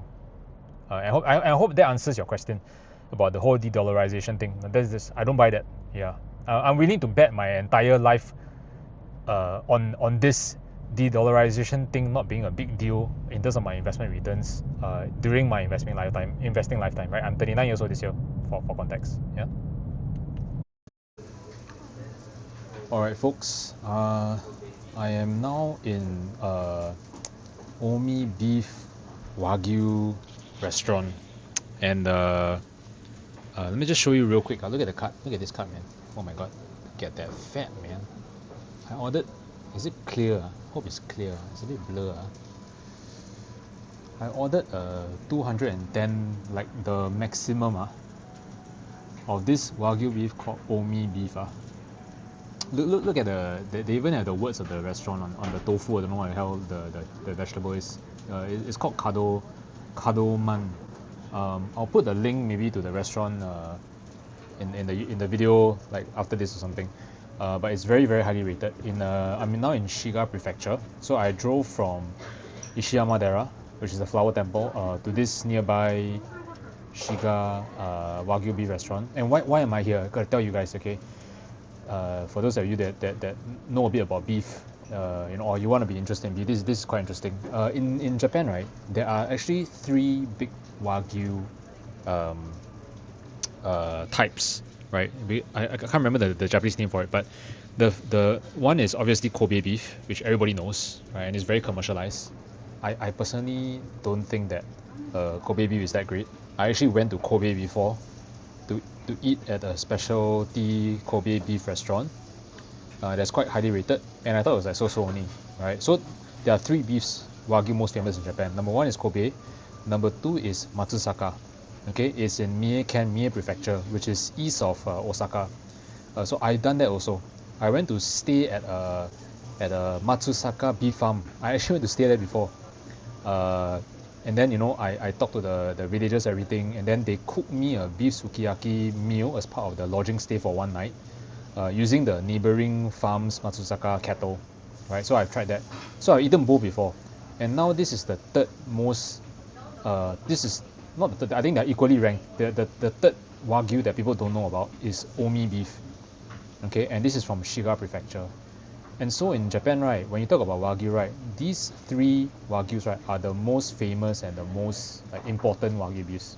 And so with my meal today, right, I finally can tick off my bucket list that I completed the three important Wagyus. And I tell you, I just had a taste of this Omi beef. Holy fuck, man, it's damn nice. Oh shit, it really melts in your mouth. Okay, is it a bit blur? Can't really see close. I should use the phone. Yeah, it's amazing. It melts in the mouth. Okay, and the cost is only like $120 Sing or $110 Sing.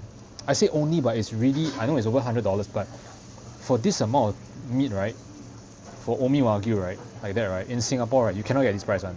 It's impossible. That's why I'm eating like a maniac now. Now that I'm here. Okay. Anyway, I just want to answer the next question. This guy, quite depressing question. But I want to see what I can do to help you. You ask. I hope the sizzling sound of the neighbors. Because I'm in like own private unit. Everyone has their own private compartment to eat. So you can hear the sizzling next door. Everyone cooking. I'm eating sukiyaki, so there's less sizzle here. So this question asks, I'm in same type of job for the past 20 years. There's limited progression. I don't feel fulfillment in the job that I do. I don't know what else I can do. Okay, I think I was kind of in this position 8-9 years ago when I was doing like all those odd jobs, doing random events and manual job and this and that. And I also didn't really know what I wanted to do, right? But one thing was I was very certain of. I didn't want to carry on doing what I was doing. I was very certain of that. So I think you're in the same position, right? So I think one first step you can figure out is what are other industries or other scopes of job that are close to your industry, right? That you can leverage some kind of skills on to move on to. Okay, that's one consideration. Otherwise, the other consideration is there another industry you can join? Usually it's tech or finance but I don't want to stereotype there could be other industries okay, but in general, are there industries where you feel like if you can start to work on those, and after a few years if you succeed and you snowball your career, you can do better monetary wise and career wise, okay? But you're not sure whether or not you may actually like the career, right? I still think it's worth exploring, right? Because there are two problems I think you need to solve. Number one is job satisfaction and money, right? Then number two is your passion and your interests, right? Right now, if you attempt to solve both at the same time, right, you end up having like paralysis of analysis, right? Then you won't move, then you won't find, you won't figure out what's next, right? But if you try to solve one problem first, you break it into two problems, right? The one problem is what's another industry which I don't know if I'm interested in, but I can try, and I can make an effort to learn about the industry from scratch, and I'm willing to tar for a few years, knowing that I may get a temporary pay cut or not a great salary for a couple of years, in order for me to reach the next stage of the career to get more prospects financially later, right? If you have this kind of mindset and you're ready to be patient to do that, right? I mean, you've already been 20 years in your company, what's there to lose, right? A few more years, right? Then, by all means, I think you should try. You should go experiment, right? And then let the interest develop itself. Very often, I tell you something, you will figure out that, right, whatever new industry or whatever new adjacent industry you can try to go into, which you can use your current skills in, right? If you get a little bit of success, right, I guarantee you, right, you will start to develop interest. Usually, right, interest follows success. Usually, you will just develop it one. Like for myself, right, when I got into tech, right, I also wasn't 100% sure, like, am I really super interested in coding and all this stuff? And I wasn't sure, right? But the more I got into this, the more over the years I got into it, and then I started to solve problems and this, that, the more I got interested, and the more it really, I started to get success and snowball my career and this and that. And then, with success, I started to build interest. So sometimes it's the other way around. You don't know whether you want to be a fireman or a spaceman or whatever it is until you start to do it sometimes, right? So like, it's not always this dreamlike scenario where, wow, you know from birth when you from a sperm or egg, you straight away know what is your interest when you come out in your DNA. I think that's rubbish, right? Some things you just need to explore and figure out in a new job, then you can find out. Okay, so that's my advice for you, right? If you know that this is not what you want to do for the rest of your life, okay, you wake up in the mirror every day, and today is the day that you die, and your life is a waste, right? I would say, don't live that kind of life, okay? And you got to do something about it. And what do I mean by that? Every day after work, right, go and start researching what you want to do. Go and start building stuff, right? Go and start learning. If you want to get into technology, for example, right, you go and start taking out web development by the side after work, right? You got to put in the hours to do research and do work and start building stuff, right, for you to figure out, okay? But if you just remain status quo and just think about doing things but don't actually get started, no matter how small the steps are, you will never get anywhere, right? You can ask me this same question 10 years later, and then I'll get the same question from you, and then you say, I am in the same type of job for the past 30 years. Limited progression, I don't know what to do. I'm going to get the same question from you again, okay? So my answer to you is start moving. Start doing things. Start laying a brick every day that moves you in the right direction away from what you don't want to do for the rest of your life. Okay, let's talk about the next question while I'm cooking this Wagyu beef thingy. The next question is favorite ETF for those who don't have bandwidth to stock pick. Okay, I have a very controversial take on this one. Most people will say that get a, especially like people like I think Mr. Loo also, he used to be S&P and QQQ. He's starting to say about globally diversified index funds and this and that. My controversial take is, if you are young, 30s and 20s and 30s, for myself, right, if it were me, I would just focus on S&P 500. Yeah, and I know that you're gonna say there's the US dollar, currency depreciation risk. You want to say there's concentration of US, concentration of the US, what do you call that, in one country and all that. My question to you is, okay, then what's your next better country for you to base your assets? And you start to say that, no, but you can get diversified. You can have some China, some US, then you can diversify the geopolitical or the economic risk from one country, right? I think for me is that when you look at the S&P 500 companies, right, there are a few things. The first thing is that the revenues of these S&P 500 companies, right, are no longer US centric. They are all, most of them are globally diversified already. A lot of their revenues are from China, or from Southeast Asia, or from Europe, or from US itself. So the revenue base of all these, right, they're already sort of diversified. That's the first point I want to make. Okay. Wow. Fuck, this is good. The second thing is that I would rather the HQ, right, of the companies I invest in, right, be based on US rules than other countries' rules. Like, for example, if you buy an asset or a stock or a component that contains like other countries, right? Like for me, I just feel like the rule of law in the US is just so safe, right? And if the US market goes down, so do all these other global indexes, because a big part of them are still US, right? And obviously the volatility you get from the US indices is more. But for me, because I have long-term horizon, okay, I'm okay to ride out this volatility. I'm okay if the US index, right, for example, drops 50%, and then your global index, right, that's more diversified, right, drops maybe 20% in the short term. Okay, why am I okay? Because my long-term horizon is enough such that when the indices eventually recover, which hopefully they will, historically that's been the case, it's just a matter of time, right? The outperformance of the US index, right, S&P 500, will outweigh whatever recovery that the other global diversified index has, plus whatever drop that the US index faced during the crisis. You get what I mean? In the long haul of things, right, the average return will still be much more than the global index. But for this to play out, you must have time for this to play out, right?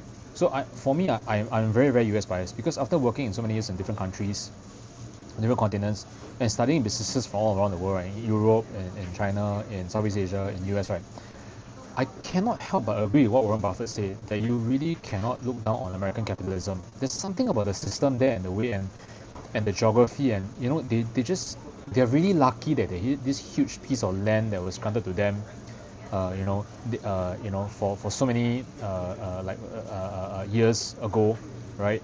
And then they had the rule of law that came in, and then they have this concept of you can be an American by migrating there, and then you can easily become an American, and then add to the talent pool. That's why Lee Kuan Yew once said in his book, right? What was the book? The title of the book called what? Grand Visions of Predictions of Grandmaster or something. You guys should read that book. Okay, I'm not being pro-PAP or whatever. I'm just saying that I like to read some of the Lee Kuan Yew books and try to figure out what are some pragmatic things I can learn from there. And Lee Kuan Yew once said, right, that the U.S. talent pool, right, is actually not 300 million people, right, which is about the population of the US. It's actually 7-point-something billion people. Why? Because the US talent pool, right, includes the whole world. Anyone can go to America and join the talent pool and become Americanized and take out the English language and live the American culture and take out the Hollywood culture, eat burgers, speak like an American, think like an American, behave like an American, build companies like an American, right? One of the Singaporean guys, Desmond something, I actually know him. He went to start this company called Workstream in America, right? He's based there now. He used to be from River Valley. I'm not from River Valley, so I don't talk to myself, right? I just know him from somewhere, okay? I just say I know him, okay? And then he went there, so he become Americanized as a Singaporean, right? There's nowhere in the world, right, where there is a country, right, that can so readily accept and integrate talent, right, and not reject them as America. Nowhere, I can tell you that, okay? Not in China, in Shenzhen, even in the Silicon Valley of China, in Shenzhen, where you think, everything's so high-tech, everything. Why? Because when you go there, this one starts to get a bit sensitive. I need to be a bit careful of what I say, but there is a huge difference between trying to integrate into a Chinese society versus integrating into American society, okay? Chances are, especially if you are non-Chinese, maybe it's a bit easier if you are Singaporean or you are Chinese ethnicity or you can speak Chinese. It's easier for you to integrate into the Chinese society and then succeed in Shenzhen or something like that, right? But if you don't, it's very difficult, right? But this in America, it's very different. They readily accept any talent as long as you can speak English, right? And then as long as you have talent, even your English is broken also is okay, right? So I just believe that because of the talent absorption mechanism of America, over the very long haul, right, I'm very aligned with Buffett that American businesses, right, will still outperform any other enterprise in the whole wide world. I will put my bet on this. Over a long-term horizon, I want to say at least 15 to 20 years, okay, in my investing lifetime, American businesses will always handily beat any other nation's businesses. Okay, there's something about American dynamism, the way the culture is, the way they're able to integrate talent, that really fits in the S&P 500. Right? So this is a really long-ass answer. I'm very pro-American, free markets-wise, right, in the capital markets for investing. I'm very pro-American for investing. Okay? I don't care about politics. I'm just telling you as a capitalist. Okay, so this is my take. You can have a lot of takes. I know some of you are like China bulls and this and that. There's nothing wrong with that. Everyone has different views. But for me, I believe that if you talk about index, nothing is as superior as the S&P 500 over the long term. I must add this caveat. I cannot flame in the comments. Okay, and because all these global indices, they really have a majority of 60-70% in America. I'm a very purist mindset. Why the hell I want to play 60-70% when I can play 100% of the best kind of businesses in the world, right? Look at this tofu. That is the accumulation of the best businesses, which are all American businesses. All right, the next question as I'm cooking my Omi beef is, how diversified is your portfolio? Do you also hold dividend stocks and bonds? The question is, I'm not diversified. Don't follow what I do. Okay, what I do is really not for the faint-hearted. I mean, just take whatever I do with a pinch of salt. Okay, I'm very concentrated. Okay, in individual stocks. I'm a bit neurodivergent in the sense that the volatility really doesn't affect me, right? And I would say like 90+% of people shouldn't follow what I do lah. Not I cannot flame right? But the general people on YouTube, right? Just do indexing, and most if you want just play a little bit of individual stocks, but by all means just focus on that. I only have 6 stocks. And it's really most of them are all American. They're all American based, in fact. Maybe I might look at Hermes. Hermes is like 40% drawdown now. It's quite pretty good valuation now looking at it. But yeah, there are some opportunity cost parameters I need to sort of consider. I do not hold dividend stocks and bonds, but that being said, as I go closer to 50, you guys have looked at my past videos, I may not me, I will transition slowly to dividends, local bank stocks, as I approach 50. Yeah, so my growth to my dividend to growth stock ratio will start to increase over time, closer to 50. But now I'm only 39, so it's like so much. Like I got 10 to 15 years of growth. I don't mind waiting, right? And I got income, so I'm not in a rush. Okay, next question: do you subscribe and hold your own company stocks? Yes, I do. I do hold RSUs. Let me eat this beef. Look at this beef.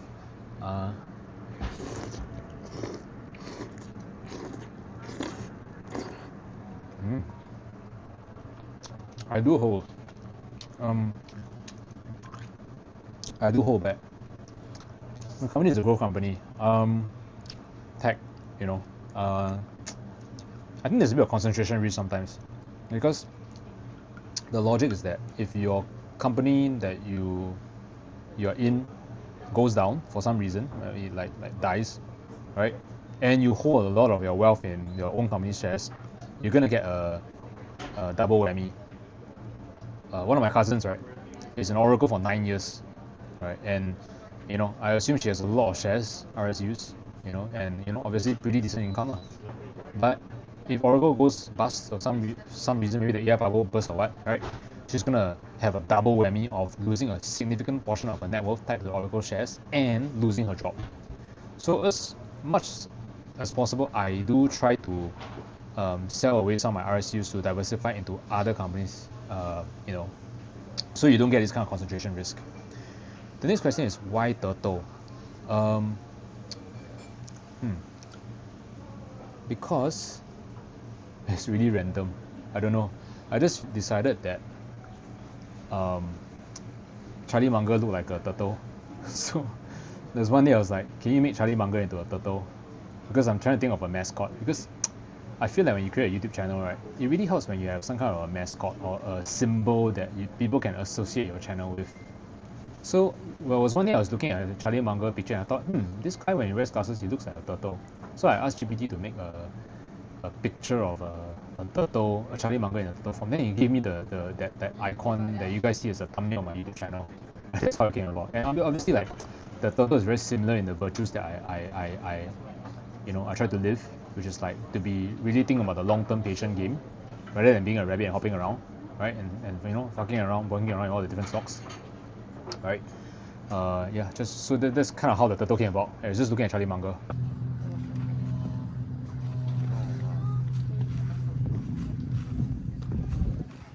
This is Lake Biwa. This is Japan's largest lake. So now I'm at the top of this mountain at Biwako Valley that overlooks the whole thing. And I just took the roadway. There's a cable car there.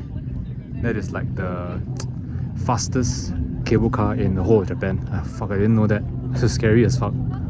Yeah, and then there are people that do snowboarding on the ice slopes over there. So it's a pretty cool place here in Shiga. Quite the hidden gem. I don't think Singaporeans really come here. You got to drive all the way here. Yeah. Let me show you guys the view. It's all Japanese here, man.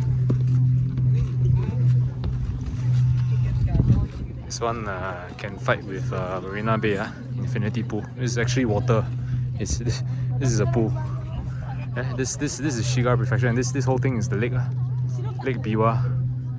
There's a special kind of fish, a carp, that is domestic only to this lake. I can't remember the name of it, but it's apparently a delicacy of this area. Hopefully I can get to try it.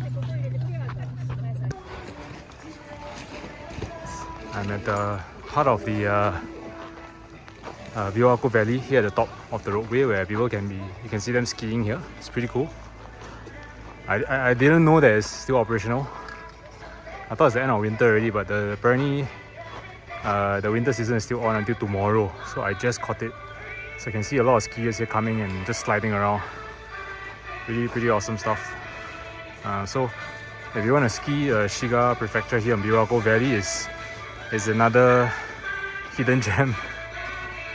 So this is this cafe called La Con something. I'll put a link in the description below. Wow, this place is amazing, guys. I highly recommend coming here if you're ever in Shiga. It's the east of Lake Biwa. It's so good. It's getting a bit dark now, so I think this will be the last part of the vlog, and I'll just answer one last question. There was someone who asked a question along the lines of what kind of values I want to impart to my child and this and that, right? Basically what kind of values I want to impart to him. So I think for me it's really simple. If my son is watching this one day, he has to understand that, I think in life, experiences and what you do and your reputation is far more important than the possessions you have, right? Like your luxury car, your condo, and all these things. I made the mistake last time of wanting to go after all these coveted things like like an expensive car and all this sports car or condo, all these things. I realized that it's not worth it, and that's why I decided to stay in HDB as I am now and not drive a car, and only get a car only if I really need it. To be very honest, I can more than afford a condo and a car, but I choose not to. And so what I do is I trade all my these things that I save on for experiences. I can go holiday anytime I want. I can come to all these places, right? And then I can experience the best foods and the best countries and the best holidays. And I can reallocate my capital to the stock market to earn more flexible returns compared to having the money locked in the property. So, I think in Singapore, something needs to change. Like, people need to understand there's another way to get return on capital, right? It's not just the old flipping the condo away and then you lock yourself up in the shackle and then you live a unhappy life. So I hope one day my son sees this and he understands that your dad made a mistake last time, and learn from my mistake when I was young, and don't follow the status quo of what everybody else thinks in Singapore. Yeah, so I'm gonna end the vlog here.